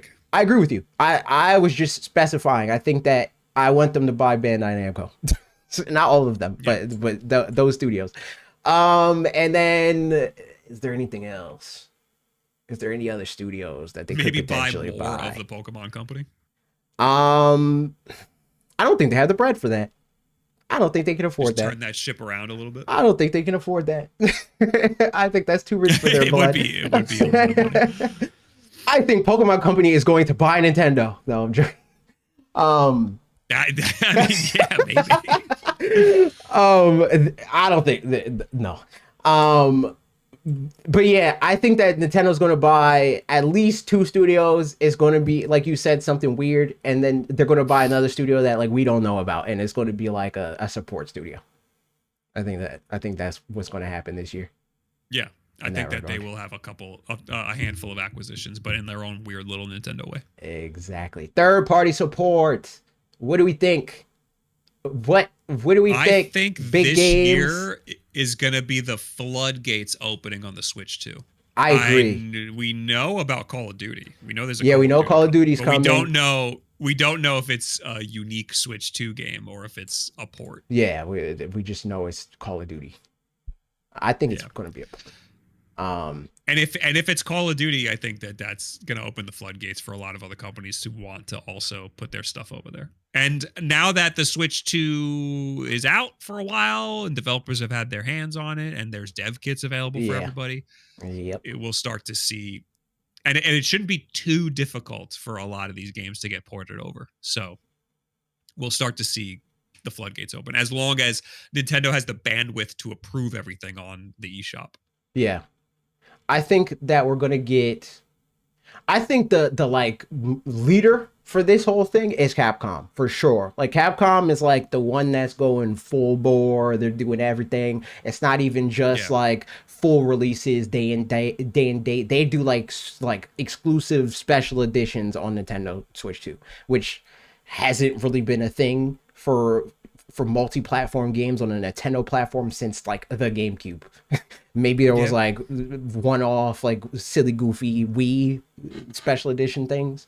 But since it's been this serious, that hasn't happened since the GameCube. I think we're going to get more of that. I think Square Enix is going to be another. I think every major Japanese studio is going to support the Switch 2 as much or more than they do the PlayStation 5. That's my prediction for third party. And I think that there's going to be some surprising Western studios, but I can't commit to which ones. I don't know. I think the big studios, absolutely, especially if their games are releasing on PC as well, then yes, I think that they're all making Switch 2 versions. I don't know about day and date, but that's what I mean. I think Western studios are going to be less likely to do day and date. I think that there's going to be a lot of Borderlands situations. I think there's going to be a lot of like Madden and NBA 2K situations where it's like, we're going to give you the full version of the game, and then it's not really the full version of the game, where it's like, like something's weird about it, like that kind of stuff. But I think our American studios are more likely to release an unfinished game. Like, yes, absolutely, 100%, because I think that they're just so like they've been rewarded for the mentality of like, I'm going to make whatever my base SKU version of this game is. I'm going to port it as is to as many platforms as I can port as is, and then take it or leave it. I think Japanese studios are less likely to do stuff like that, and like if they don't feel like they can give you the game as it's intended, they're not going to give you the game. Capcom games are remarkably optimized. Yes, and they're all on the same engine. Like, isn't even Mega Man on the RE engine? You can play them on your goddamn phone. Yeah, I think that Capcom is definitely going to be, because I think Capcom just broadly, like even outside of like Nintendo support, Capcom's been killing it. Capcom, Yeah. I think like every year they have a banger game, at least one. They had, starting with Street Fighter. They did Street Fighter, and then they did Monster Hunter as like their next year of like, here's another big game. And now this coming year is going to be Resident Evil. Yeah, I'm And then the year surprised. I'm after surprised that, their Mega games are Man, like very like for a third party. Like they got a lot of bangers. yeah, it really feels like they're starting to produce like approach their output like a console manufacturer would, where it's like, all right, what's our 2026 video game that is the big deal that everybody buys, whereas a lot of other third parties are like, it's done when it's done, and we might throw out some shotgun blasts. I think people had issue with the way the last Monster Hunter ran, but I think they fixed it. I Yeah, think they fixed it I like don't within like know a if week or they something. I don't know if they fixed it or not, because I stopped playing that game because I have it on Xbox and I'm not giving Xbox money. Mm-hmm. Um, but I am going to buy it on Switch or get it on Switch. They're probably going to send me a code, full disclosure. I'm pretty sure that they like smoothed it out, and I also think that there were issues with. I was gonna say Square Enix games are also pretty well optimized. I think people had issues with like little weird issues with the last couple Final Fantasies. Mhm. But I think for the most part they're pretty well optimized, especially the one Seems that's on the like Switch too. I was about to say, seems like Final Fantasy VII runs pretty well. I played the demo, runs pretty well. Yeah. It sounds like we're Yeah. going to get 14 as well. We already know we're getting that's coming out later this month, remake. I see Fried Biscuits is in the chat. He's probably losing his goddamn mind about Final Fantasy 14. Now he can Rebirth. play it at work or whatever. Yeah, exactly. While he's changing somebody's outlet or something. But yeah, while he's running conduit. Yeah, exactly. Rebirth, I think, is also going to come out this year. I don't know about when. Because they said the full trilogy is going to come, and I think that they're trying to get that out sooner than later. Yeah. My wild card third party prediction is I do think we're getting GTA 6. I don't know if it's coming out this year. I think they're going to announce it this year, though.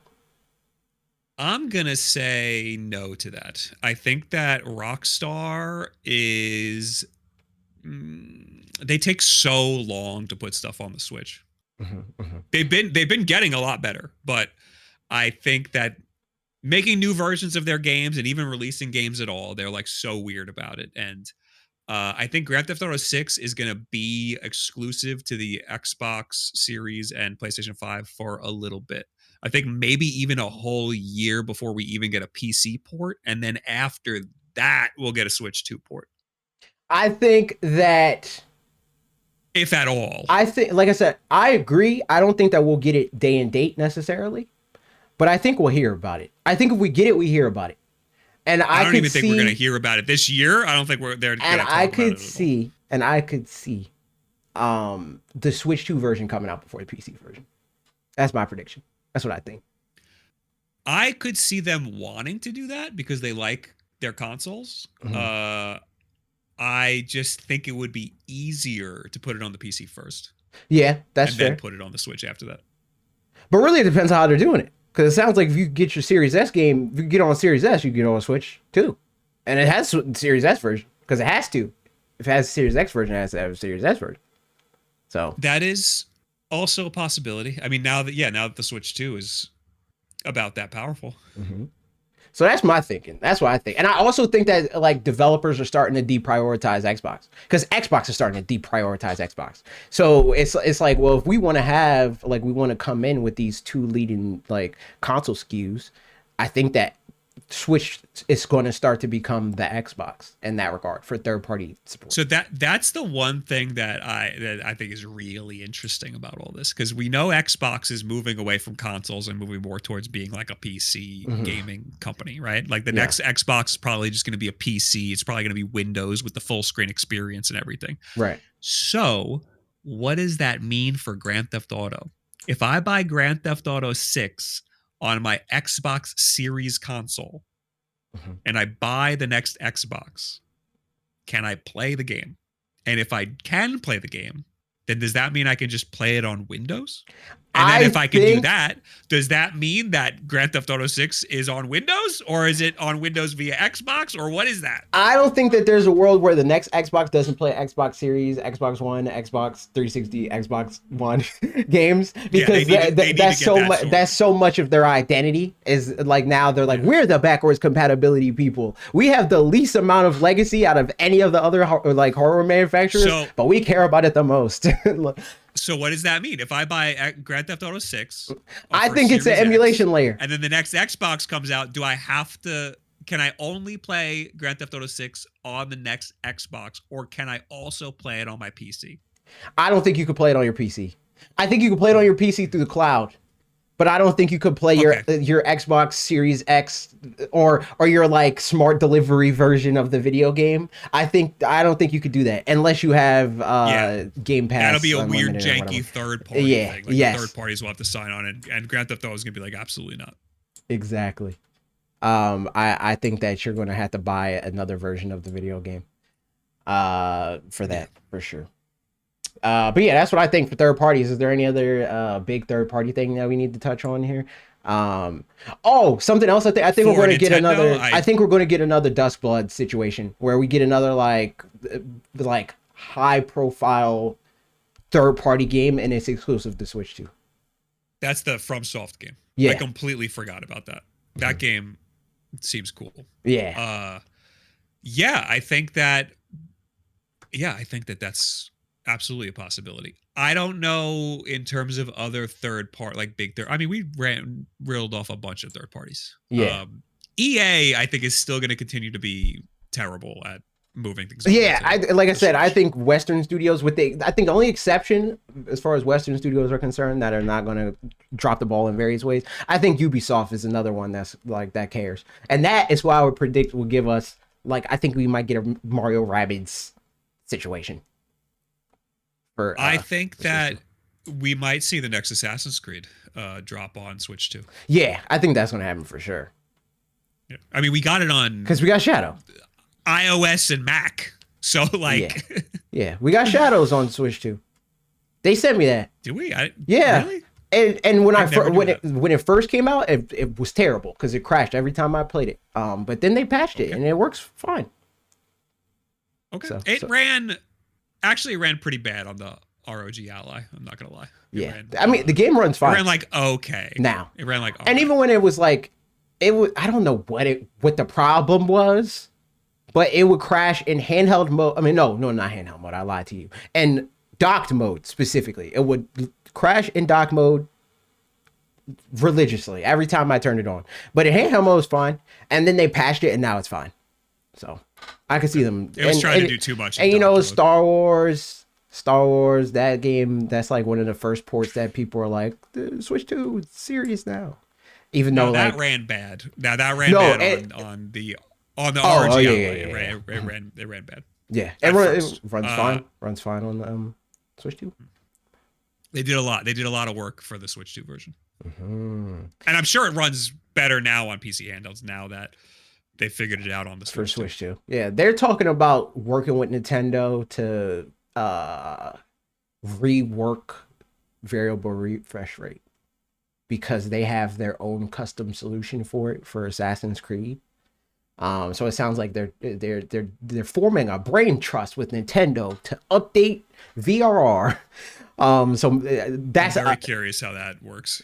Yeah, I forgot what their whole situation was, because it's like on Switch 2, it needs to be like at least 40 frames per second for them to be able to like implement it well.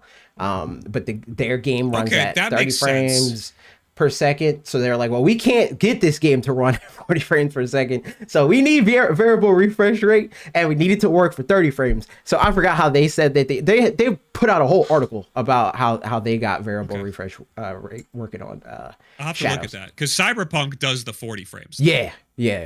Mm-hmm. They run your monitor at 120 hertz if you have it, and then just run the game at a locked 40. It seems like that's what a lot of because that's what Street Fighter does too. Even though not for variable refresh rate. That's the move. That's what people do on their Steam decks. Mm-hmm.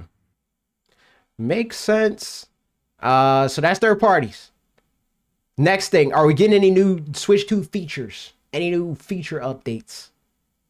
because there is feature updates. So something that we know is that Nintendo wants to lower the amount of required memory for the OS. Because right now, I think the OS is like 3 gigabytes of RAM or something like that, something ridiculous like that. I think their current goal is to lower it. And that, I think, might mean that we get some other stuff happening. Well, that's the task. If we get other stuff, it'll probably increase the. I mean, if they optimize how much RAM the OS is using, they'll probably just add other features that will fill that gap. So the reason why the OS takes that much RAM is because of game chat specifically. So yeah. I could see them adding features that add to it, but don't add as much. So like they come like everybody's talking about themes. Everybody wants themes. Everybody's been wanting themes for forever. I can see them adding themes. I don't think that themes takes 3 gigabytes of system memory. I guess they could add something that just gets disabled when you run game chat. Exactly. Yeah. Street Pass? Just a perpetually online Street Pass. I would be so down for Street Pass. I don't know why they don't do that through the app. Why is that not through your phone? Yes. Like, just let me do Street Pass through my phone. And then when I'm home and do it, make it location based. Yeah, like, man. I walked here today and this guy walked here as well. And exactly. Street Paths. Give me Street Pass. I'm down for that. I want it. I think that there is a possibility that they fix the handheld screen that what part about it? They push. What part about it? They push the blurry thing that people are talking about. Yeah, they push some sort of firmware that makes the screen refresh faster. I could see that because it does sound like it's a firmware thing. I don't know if they'll announce it. I think they might just do it. You think we're going to get console? Docked variable refresh rate this year? I think we'll get it eventually. I don't know if it's this year. Variable refresh rate. Yes, I don't know about this year, but I think that is definitely something that we could, and maybe even this year.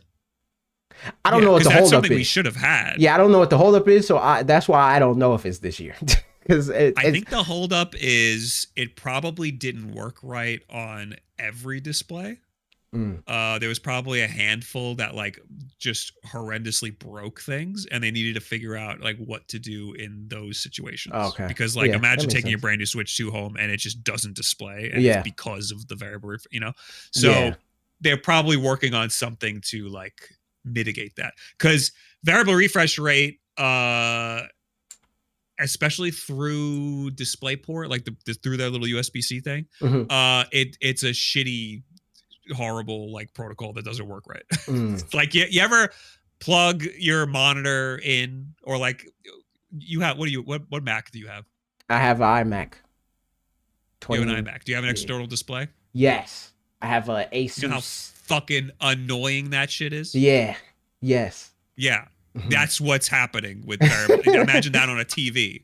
It sucks. So they have to like make that usable for like a family, Yeah, because they don't want the nightmare that I have every time I dock my Steam Deck, and that's why I stopped playing it. Every time I dock my Steam Deck, I get this weird like vertical scrolling screen. I could see that similar thing happening, and like just Joe Schmo booting up his Nintendo Switch 2 for the first time with his 8-year-old. They definitely don't want to deal with that, because I don't want to deal with it. So I know he don't want to deal with it. Every computer has horrible issues with external displays. Every single computer, Windows, Mac, Linux, the Steam Deck, all of them. Android phones, you plug in an external display and things are fucked. Which I think is insane, because they're the ones that need it the most, because they support the most amount of refresh. Like there's so many different things that you could do. But that's part of why, is because there's so much that can go through that output. Yeah. So there's just too many things happening. Whereas the Switch, you just, it's super predictable. That's part of why they like keep it so proprietary. You just dock it and it just goes. And it works. So. Okay. So is that it for features? We don't think nothing else? Yeah, I don't see. I mean, Nintendo, with their features. You got fucking mouse mode. Whoever could have predicted that? Like, they're gonna be wild. They did have the scroll wheel thing. That didn't happen. The scroll wheel thing? Yeah, remember they had that scroll wheel patent where it's like there's a scroll wheel in the trigger. You can scroll the trigger button. Scroll the trigger. I don't remember that. Yeah, it was like not the trigger, the shoulder button. Scrollable shoulder button. I do remember the whole second display, a weird little flippy thing. They had a lot of weird patents. Yeah, it was a lot of patents that didn't happen. On a similar note, do we think that, well, first I'll ask this. We think there's going to be any other hardware. We talked about it a little bit. Any new hardware like Virtual Boy-esque things that's not Virtual Boy? New controller, new, that kind of thing. In terms of Nintendo Switch Online stuff, I'm going to say no, because I don't think they're going to do it. I just mean period. Just Nintendo. Like, do we get anything? Do we get a Nintendo Switch? I don't. For the record, this is just examples. I don't think that this is going to happen.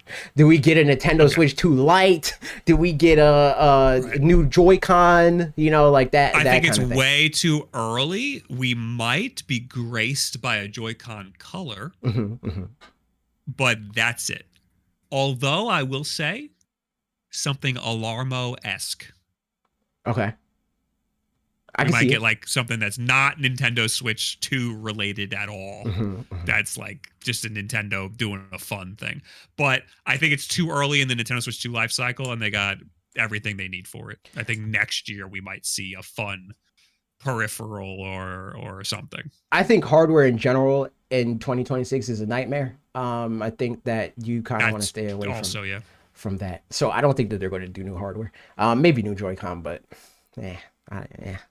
because they're going to be just a color. They're going to be $110, and who wants that? Or whatever. Yeah. Right? I think that they need to spice it up a little bit. Give us some sort of customization. I think they do too, but I don't think they want the sticker shot, or maybe they don't care. Who knows? It shouldn't be too hard to just do a color. We'll see. Price increase, yay or nay, for Switch 2? Yes. How much?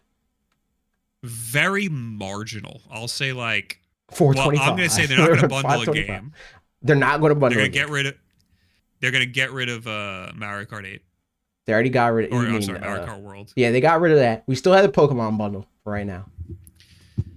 Yeah, I think there's going to be no bundles. Okay. And at most. So you think what they're going to do? You think what they're going to do is like get rid of the bundle and the base price be $500? Is that, you think that's around what you're thinking? So I'm gonna, if I had to bet, I would say they're just not gonna do bundles, and the price will be $450. And no, I don't know. Now I don't know. I think if the price goes up, it's going to be that. I think I don't know if I'm prepared to say $50 no bundle. Is a lot. Yes, it is. It is a lot. But I think that if RAM shortages are hurting them as much as people expected to, there's other shortages that are happening. There's tariffs that may or may not fluctuate. I think that there's a lot of things that I could see them wanting to increase the price to mitigate. I think that there is some room for them to just not do a bundle, and then people are forced to buy the game at full price. Okay, you're gonna want a game with it, right? So, that might mitigate some of the cost.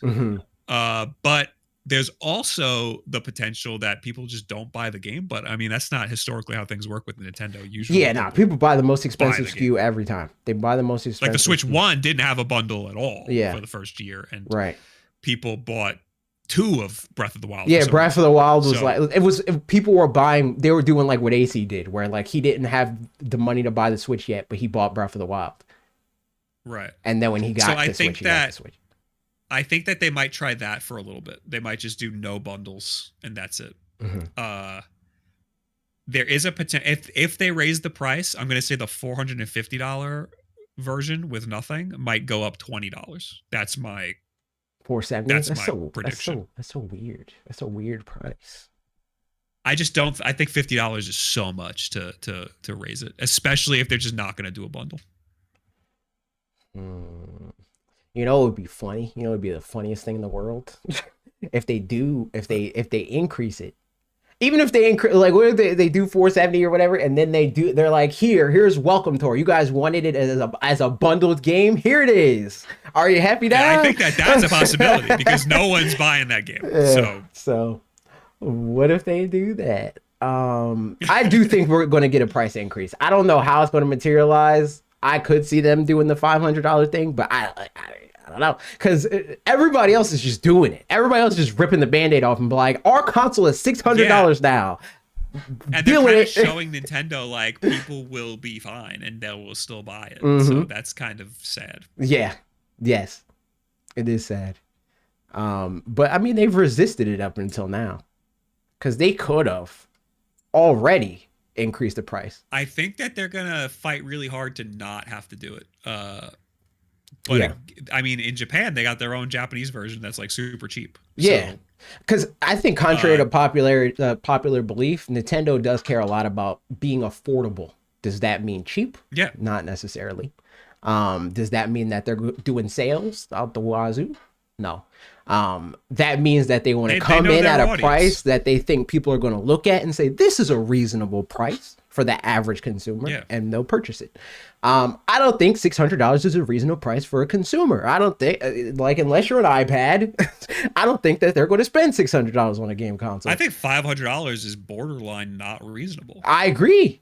True, but in this case, $500 comes with a video game, and it's because a lot of, I mean, their biggest market is buying this for a child, and like you have to think like, am I gonna spend $500 so my kid can play Mario Kart? He's got a perfectly fine Mario Kart machine. And it being a handheld, difference. Yeah, it being a handheld is a whole other wrinkle, because it's like, well, if I buy little Bobby the Switch 2, I gotta eventually buy Billy the Switch 2. What's up with that? Yeah, they can't share. Exactly. No, because it's handheld. Are you crazy? They're gonna I mean, they kind of mitigated a little bit already with the original Switch, because that has game share support. So like they got their little Band-Aid where it's like, okay, well, if your little kids want to play games together, you just get the older one, the Switch 2, and you let the older one give the younger one the original Switch, and then they can play through game share and do it like that. Yeah. It's going to be worse, but kids are dumb, so like it'll be fine for them. Yeah, I think that they want to maintain their affordability as much as possible. It's just the way of the world is not going to allow it. Yeah. Switch 2 sales. What do we think? How many Switch 2 consoles sold by the end of 2026? What do we know so far? I'm about to look. I think it passed 10 million.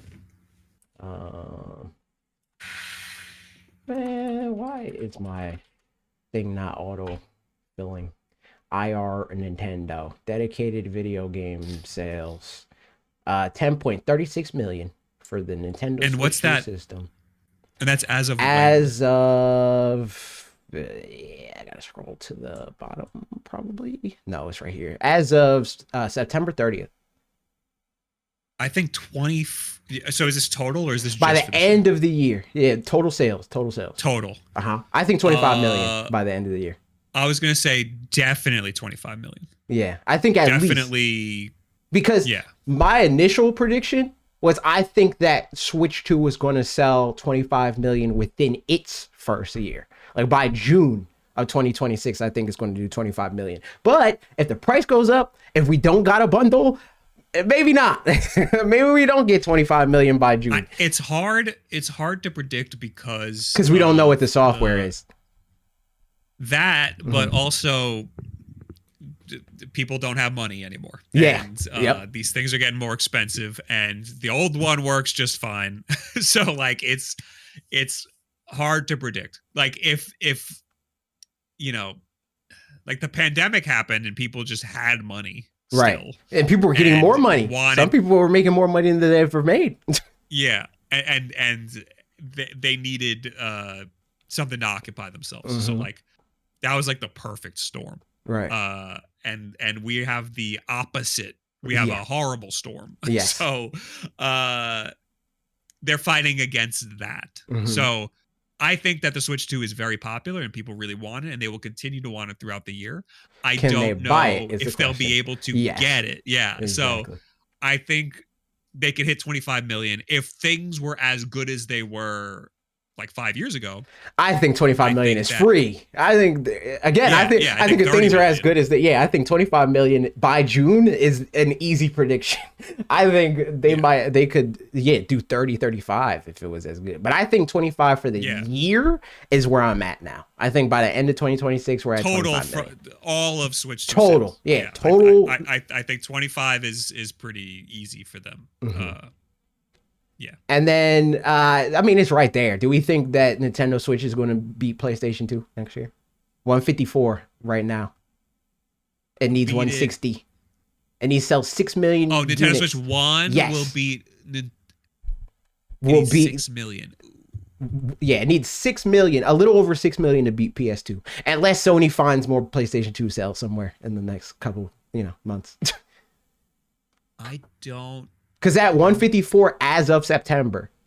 So you got to, it's probably like 155-ish right now. I don't think Nintendo's going to try. I don't think they're going to try. I don't think they're. But I'm still asking, will they?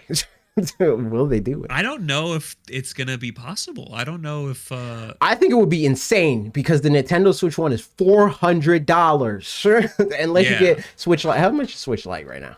Did they increase the price of that? Unless they increase the value of having a Switch Lite. I mean, there's still new games coming out. We got, like we said, Rhythm Heaven. That's coming out in 2026. I just can't imagine going into Target and being like, I need a Nintendo console. You got the Switch Lite, the Switch OLED, and the Switch 2. Why wouldn't I just get the Switch 2? Because you're buying it for Lil Billy. And you don't want him to have a Switch 2 yet. So you get they need to you get him the Switch Lite. They need to try which to apparently is Switch still Lite. $200. The Switch Lite is. I think that's a good value, but like but I can't imagine. What the heck? Oh, maybe it's because of the color. Because GameStop has pre-owned Switch Lites for $220, but Walmart has a new Switch Lite for $199, which is what it was retail. Some colors probably aren't being sold anymore. Yeah. But Target has it for $230. What's going on here? It's probably regardless. It's probably a color thing. Regardless, we're gonna get a couple of Switch 1 sales trickling in, but PlayStation's gonna find more PlayStation 2 sales. Yes, that's what I think. I think that they could hit the 160. I think they might do that by the end of the year. But PlayStation, we're actually 165. Silly us. We forgot some. We forgot we sold some to I don't know, some random. Yeah, I think that they're going to be neck and neck for like the foreseeable future. Yeah, I agree. And then I think the next thing I had was best-selling. Yeah, best-selling games. We think top 10 best-selling games. Current best-selling games in order are the Mario Kart World at 9.57 million, and then Donkey Kong. That's all we know at 3.49 million. That's the current ranking. I think those will both be best selling for a long time. I think they're going to keep their placement. Well, actually, I lied. I think Pokemon Legends EA is past Donkey Kong. Yeah, I would agree with that. I think that it might jump up. I mean, Donkey Kong had a little bit longer on the market, but I think it'll pass it eventually. Pokemon had a way crazier start. Donkey Kong sold, I think, like 1 million less units. Also, it's on Switch 1. So that's gonna. Well, I was just talking about the Switch 2 version, but yeah, I think as far as like Switch 2 like best selling games, I think ZA is going to be there at the end of the year. I think whatever Gen 10 is called is going to be there at the end of the year. I think Fire Emblem. I think Fire Emblem is going to be there at the end of the year. I think Fire Emblem will be there, but it won't be. It's not going to be high. It's going to be 9, 10, and it's not going to last very long. Yeah, there's not a lot of Switch. It'll get kicked off. I think Kirby Air Riders is another contender for it'll be there, but it'll eventually get kicked off. What is that? Is that 5? I think the next Mario game will be up there. And the next Mario game, depending on when it comes out, it could be top 3. I think. Yeah. I think it will surpass Mario Kart World even eventually. I could see that. It depends. It depends on a decent amount of factors. Because they're not bundling it anymore.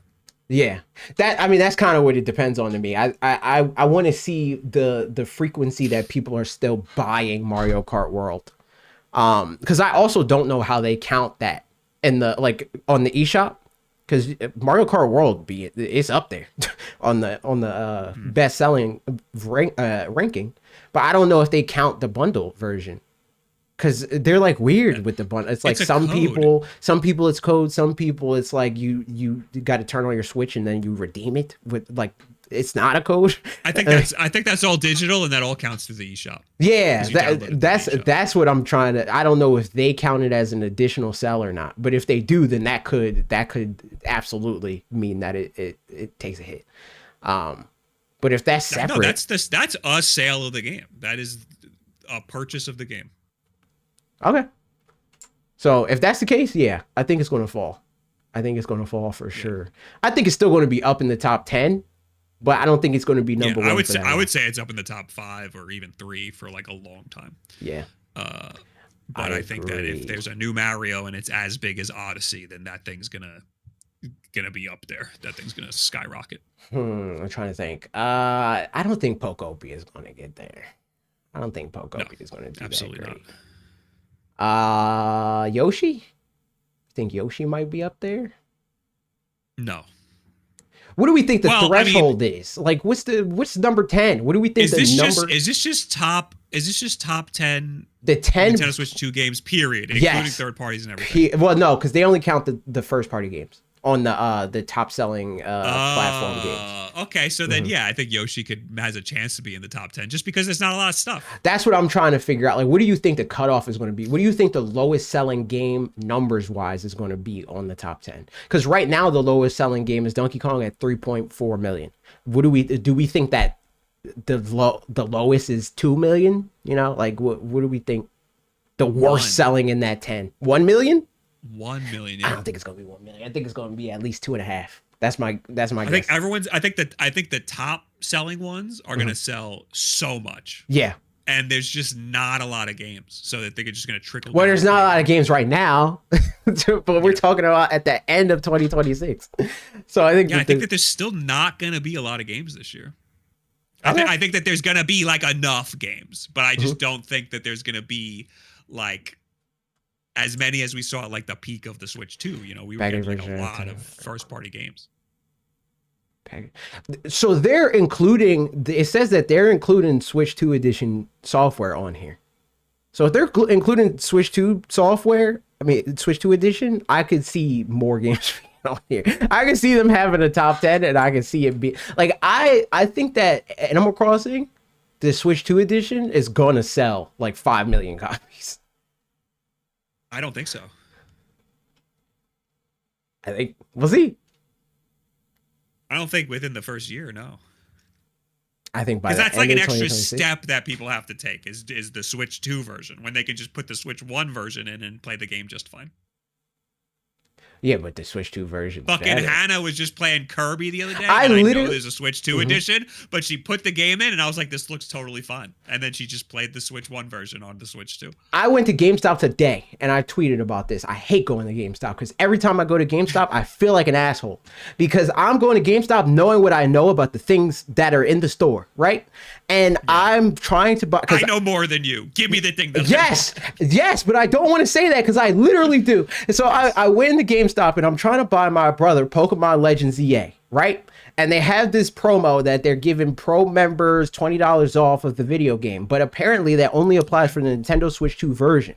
So when I first came in there, I said I want the Switch 1 version because as we all know, it's cheaper. And he only has the Switch 1 right now. So then when they were like, oh, this promotion is only for a Switch 2 version. I was like, okay, well, it's still cheaper. So like, give me the Switch 2 version. And she looked at me like I was crazy because she was like, well, he only has a Switch 1. Why would you get that? He can't play it. And I was like, no, he can play it. It's fine. And then she's like, but it says Switch 2. And I was like, Trust me, it's fun. And my brother was prepared. He wanted to do the whole thing where he's like, this is his job. He does that. And I didn't want, I don't want to do that. I just want to go in. I want to buy the thing. I don't want you to ask me questions. I want to walk out. You have to lie. Then you have to be like, no, he has a Switch 2. He has a Switch 2. I was like, worst case scenario. If it doesn't work, I'll use it. I was like, I have a Switch 2. If it doesn't work, I'll use it, and he'll use my game. It lets you play the Switch 1 version if you put it in a Switch 1. Yeah, because I tried to explain it to her because just thinking as somebody that like if I didn't know what I know and I'm going to GameStop, I expect the employee to know. So I tried to tell her I was like, well, there's 3 different Switch 2 cartridges. There's Switch 2 games that only work on Switch 2. There's Switch 2 game key cards that also only work on Switch 2. And then there's the Switch 2 edition cards that also work on Nintendo Switch 1 and Switch 2, but the Switch 2 content is exclusive to Switch 2. But the cartridge itself still works. And then it is, in her defense, it is very confusing. It is. I repeated it several times. I was like, I know it is very confusing, but this is how it works. I was like, trust me. She was like, all right, just know that once you open it, you can't return it. I was like, I don't know, it's fine. And then we left. And I hate going to GameStop because I feel terrible every time. Yeah. But yeah, no, I think that the lowest selling game on Switch 2 at the end of 2026 will be at least 3 million copies sold. That's my prediction. I don't know what they are. I'm thinking 1. All right, we'll see. Edward, put it on the list. And then the last 2 things. Unless we're doing Price is Right rules, then I'll say 1.8. The last 2 things, film and animation. Do we think they're going to do like we're going to see Zelda? We're going to get a Zelda movie teaser of some sort, I assume. Do we think that they're going to do anything else? Like also Mario, Mario. How do you think Mario's going to make $1 billion? Super Mario Galaxy? Because the first one made $1 billion. Make a fuck ton of money. Absolutely. More or less than the first one. That's a good question. The first one made like a lot of money. It made a little over $1 billion. Yeah, I think movies are back. You think they're back? I think it could do that. Yeah, they're back. I think it could make a lot of money. I think it'll make $1 billion. I don't know if it'll make more than the first one. So I'll say, to be safe, I'll say no. I'll say it won't make more. You're saying it make more? Yeah, I'll say it makes more. All right, Edward, mark it down. And then miscellaneous. You got any other random predictions that didn't touch any of the categories that we were thinking about? Let me see.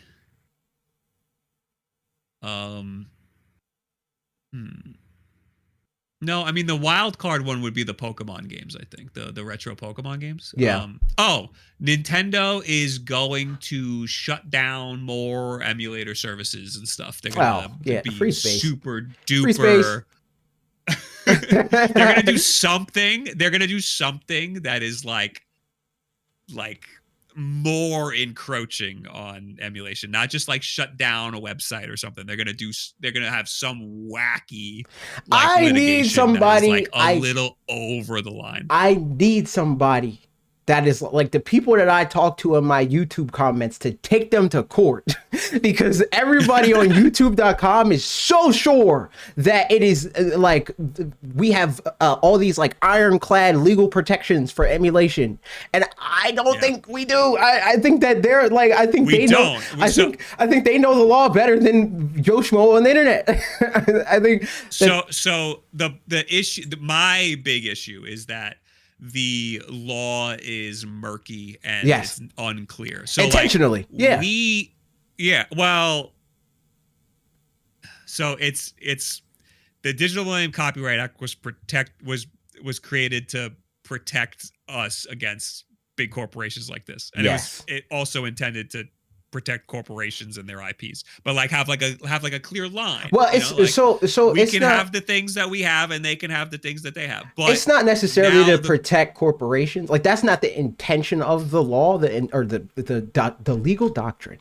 The legal doctrine is intended to protect creators broadly. Like you don't have to be a corporation for fair use to be a protection for you. Sure, but it does. But it was created because of Napster and because they were everyone was right. Well, it's updated. It's updated. Yeah. Well, you're talking about that specific part of it, but yeah. Well, I'm talking about the act and was created. So you're talking about, are you talking about fair use, or you're talking about the digital aspect of it? Because I'm talking about fair use. Digital Millennium Copyright Act, which also is part of the protections of fair use. Yes, yeah. Mm-hmm. So the Digital Millennium Copyright Act was created to protect corporations' IPs, but also to have a clear divide so that consumers can have protections over the things that they own. Right. Which is great. That part is starting to get smaller and smaller while the corporations start building and building on top of it. So we are losing all of those protections that we have. So the line between us being able to do whatever we want with the things that we own, like the digital content that we buy, is starting to get collapsed upon by the rest of the legal jargon in the Digital Millennium Copyright Act. So these things that people in your YouTube comments are saying that we have protections on, it's starting to overlap with some of the things that the corporations are saying we don't have protections on. There's a lot of conflicting language in the Digital Millennium Copyright Act. And what I predict this year is Nintendo is going to also collapse down on that and have something happen. Maybe it's a legal precedent in a court document or something that fucks us hard on the Digital Millennium Copyright Act. That's my big legal Nintendo prediction. I can see it because not necessarily like suing an emulation maker or suing somebody who's selling raw. Because right now, they're pretty they're a little egregious, but they're mostly just going after people who are making money, with like selling ROMs or having ROMs downloadable on their shit. Right. But I think that there will be one little thing that's like a little over the line, like coming to somebody's house who just reviews Chinese handhelds and suing them for every little ROM that's on each one of those Chinese handhelds. I think like something like that. I don't think I stay up at night thinking about that. So I don't necessarily think that that's going to happen. I think the only way that happens is if it's like that one streamer that like taunted them. I think that they try to make examples out of people like that, where it's like, oh, you're taunting me, and then they go after them, and then they up it. But I'll say I think and that all makes a little bit of sense, but it's just what I think is like the weirder language in their like terms of service and the weird language that we're seeing more and more in like the edits to the Digital Millennium Copyright Act. I think that we're gonna start to see like some weird shit, like something weird that like is gonna lock down our digital rights in some weird way that's like not good. I think this administration is particularly pro corporation. So I could see them solidifying the idea, because I think in practice, and this was before digital things were even a thing. This goes back VHS days.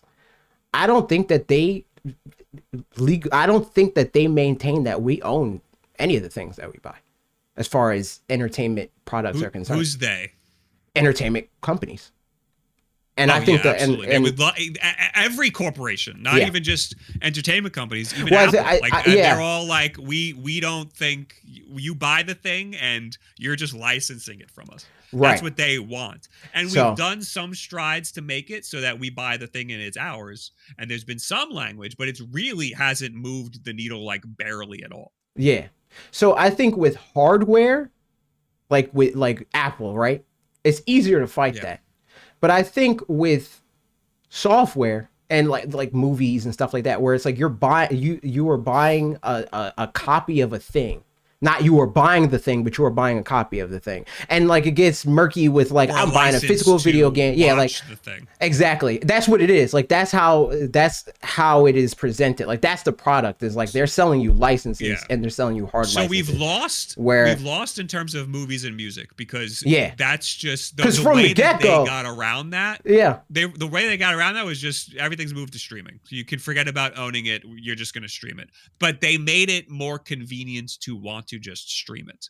So video games have a potential to get there, and that's what Microsoft's trying to do. They're trying to make it so that you don't buy anything, just give us $200 a year and you can play whatever you want. So my question is, what about, because I'm sure you've seen it, because I grew up seeing it, with the FBI disclosure at the beginning of every movie, being like, you don't own this movie. If you resell this movie, you're gonna get charged like a minimum of like $250,000 per infraction or whatever, right? So there's two FBI warnings. One of them is just don't do drugs. Yeah. Then there's another one that is, I think it's just don't record this. I don't know if it's about owning the movie or anything. I think it essentially is like talking about you will the go license to jail agreement. if you record this. It's like, this is an end user agreement. You can watch this movie. It might even say, like, the later versions might even say you could back up this movie. But if we find out that you gave this movie to somebody, you know, like that kind of thing. Yeah. And there's certain things that, like, game wise, they try to do, like renting games. That was like something that they try to fight back against and they lost. Yeah. But I think for the and most they're part, keep doing stuff like that because they stand to make a lot of money doing that. But we need, you know, people fighting for us and our rights. Like, I want to be able to. That's what I want. To the source code of like a game that I bought to fuck around with it. You know, why would I be able to do that? I just want it to be set in stone. I want whatever we're allowed to do to be clear, because right now it's annoying. Yeah. I'm tired of like the armchair lawyers that have never even seen the law. They're just playing a game of telephone with other people that agree with what their understanding of what it should be, as if it is what it is. Because I agree that it should be certain things, but it's a different thing of what it is. Because what it is not necessarily what it should be. I was also sick of that because people were saying all this stuff and I'm like, where are they getting this information from? So I like went and like looked into all of it and I got super depressed. Yeah. Because it's not good. The way that it is so legal shit is just text on a piece of paper. Like there's a lot of it and you have to parse through a lot of it, but it's English. Like, and you have to English, like just read it. So it's all available online for you. Yes, but no. So like it's English, but it's legal jargon. So if you don't know these legal terms, you're not necessarily going to be able to understand it. So like, but no, here's the thing, and you are good at this. We are both very good at this.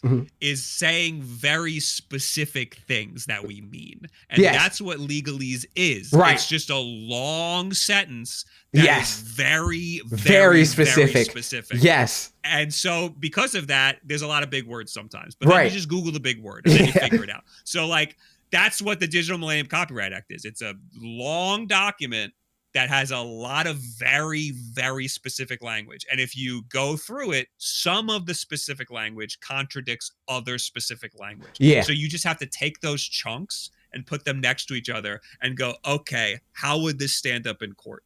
If I take my Nintendo Switch and I put it into an Elgato capture card, is the FBI going to kick down my door? Because Nintendo would say yes. But would a judge say yes? Part of the Digital Millennium Copyright Act says yes, the FBI can kick down your door for putting your Switch in an Elgato capture card. Well, I don't know if Nintendo would say yes Act, for that specific example, because part of it says no. So like there's conflicting language. It really just, so like with Nintendo, and I think that how they want to operate and how a lot of these other companies want to operate is they want you to follow their end user license agreement. And Nintendo's end user license agreement allows you to plug your Nintendo Switch into an Elgato capture card. But no, you have it to do it does.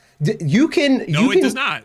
You can use your Nintendo console with a capture card as long as you are creating content within the realm of their what they allow by their content. Thanks for this is different. This is a different clause in the EULA. Yeah, it specifically says that you can't use third-party hardware like that. So like you can capture footage within their parameters. Right. But you can't plug it into Elgato specific hardware. Yeah, so that's what I mean. There's conflicting. Okay. The way they want you to record your footage and use it is to do it on the Switch itself. Oh yeah. They're saying with the capture thing. Yeah. Which they might want to talk. They might want to talk to their marketing companies, the marketing company that they work with, because they know I use an Elgato and they're cool with it. So yeah, but that's the thing is like they're trying to be as broad as possible. Right? Yeah. But they shouldn't be allowed to be as broad. That broad. Like somebody should be like, hey, obviously people are going to need to plug their Switch into a third party right? hardware, like unless you make TV. it, yeah, because which even then they couldn't do that. Well, they shouldn't be able to do that. They shouldn't be able to like have a monopoly on like how you capture the thing. But anyway, yes, yeah, I agree. I do think that we might get something like that. I would hope that it would happen in the future if it's ever going to happen, because it's going to happen eventually. But if it happens now, it's going to be the worst case scenario. Yes, it's going to be. I think that this year there's something very bad is going to happen in terms of the right to repair and our rights as consumers to own digital products and physical hardware that has digital software on it. I think that something's going to happen, and it's going to be related to Nintendo, and it's going to be bad. That's what I think. I agree.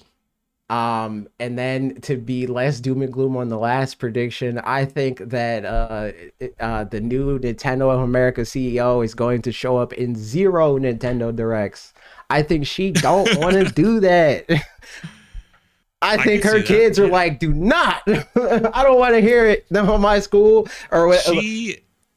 She just took over, and I haven't heard a peep. So I mean, she's had the job for like a week, no? All right, I'll say she might introduce herself very briefly. Maybe she introduced herself. Yeah. I think we'll see the CEO, the temporary CEO. I think we'll see him. I don't think we'll see him a lot, but I think we'll see him more than we see. The temporary CEO of Japan or the co-CEO? So there's she's the president. Confused. She's the president. Oh, okay. And I think he used to work at Nintendo of Europe. I'm not right. Well, he held a position in every part of the company. I think he also had this role at some point. Maybe it was for the transition between Reggie and Doug. We'll have Nintendo YouTube program Take Two. Oh no. I never engaged with that. I don't know. My experience as a Nintendo YouTuber, tangentially engaged with it. I've never directly engaged with it, other than being rejected twice. Are you talking about the brand ambassador thing? Because that's different. He's talking about when they were taking the 30% of people's revenue, and like you could only do specific Let's Play kind of stuff. But I never engaged with that because before I started working with them, I make video essays, so none of it really applies to what they're. Yeah, we edited. I remember when that was all going on, we just edited all of our stuff enough to not have to deal with that. Yeah, I never had to deal. And then I started working with them. So like the few times that I did get copyright issues, I just emailed them, and then they were like, "Oh, okay, we'll whitelist it," and then that was it. Oh well, that's nice. But that doesn't usually happen with to me. Anything like that. The only time the irony is the only time I've gotten videos taken down or blocked or demonetized was through Sony or Rockstar. Okay. That's it. Those are the only people that have ever done anything. Sega. They did it too, but it was like on a podcast.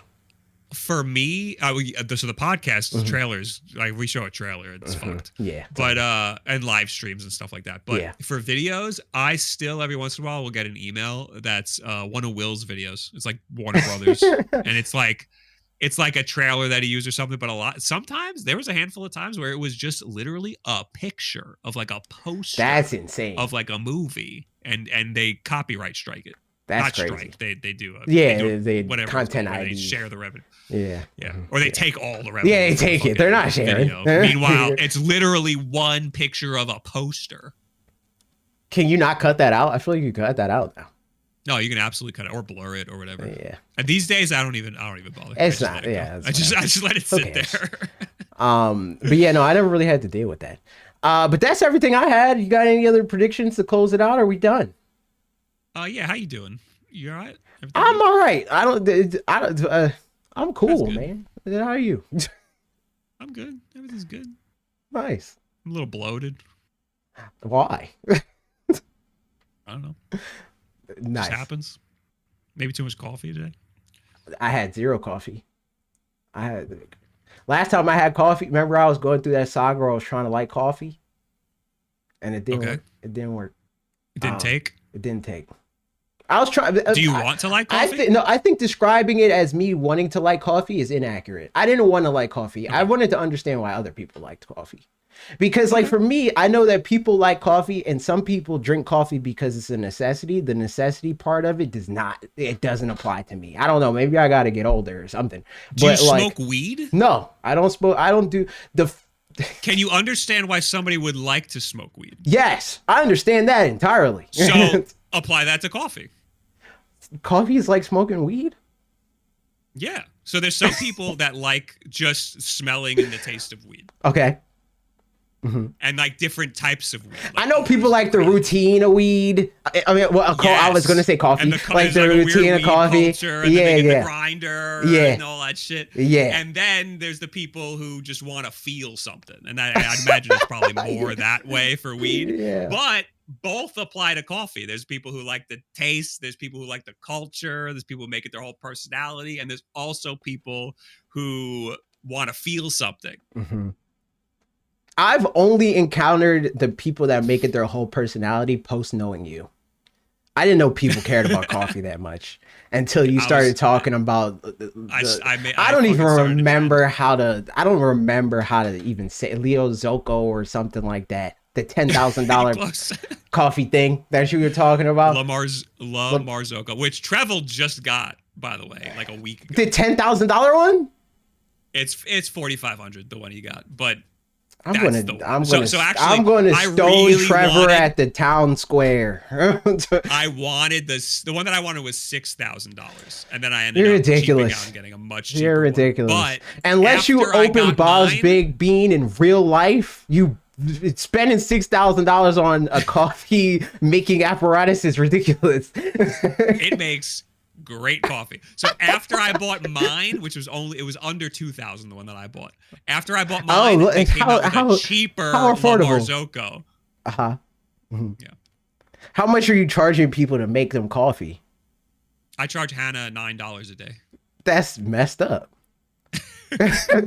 You could charge the dogs. Don't charge Hannah. So when I got into the reason I like coffee so much is because my parents used to make me go get them Dunkin' Donuts every day. I remember this because I used to give you my T-Mobile Tuesday gift card thing for your shit. Yeah. I remember my Dunkin'. Yeah. So I would get them coffee and I would just get myself one because they're paying for it and they're making me go get it. So I would just get one. And then I got addicted and I was like, there's gotta be something better than Dunkin' Donuts. Like I'm at the ground floor right now. And I worked my way up. You worked to getting a $2,000 machine, and now I can't stop. And the $10,000 one's next. I don't know about that. Maybe the one that Trevel has, but I can't justify it. The one that I have is just fine. I can't justify like just getting. How did he justify? Yo, I'm gonna fight Trev. I gotta fight him. He had I'm pretty sure he had a Gaggia Classic, which is a $500. And he's both. That's ridiculous. He's a weed guy and a coffee guy. That's crazy. Pick That's one. That's an overlap. You don't want. Yeah, man. It's crazy. Anyway, like, comment, subscribe. Goodbye, podcast recording.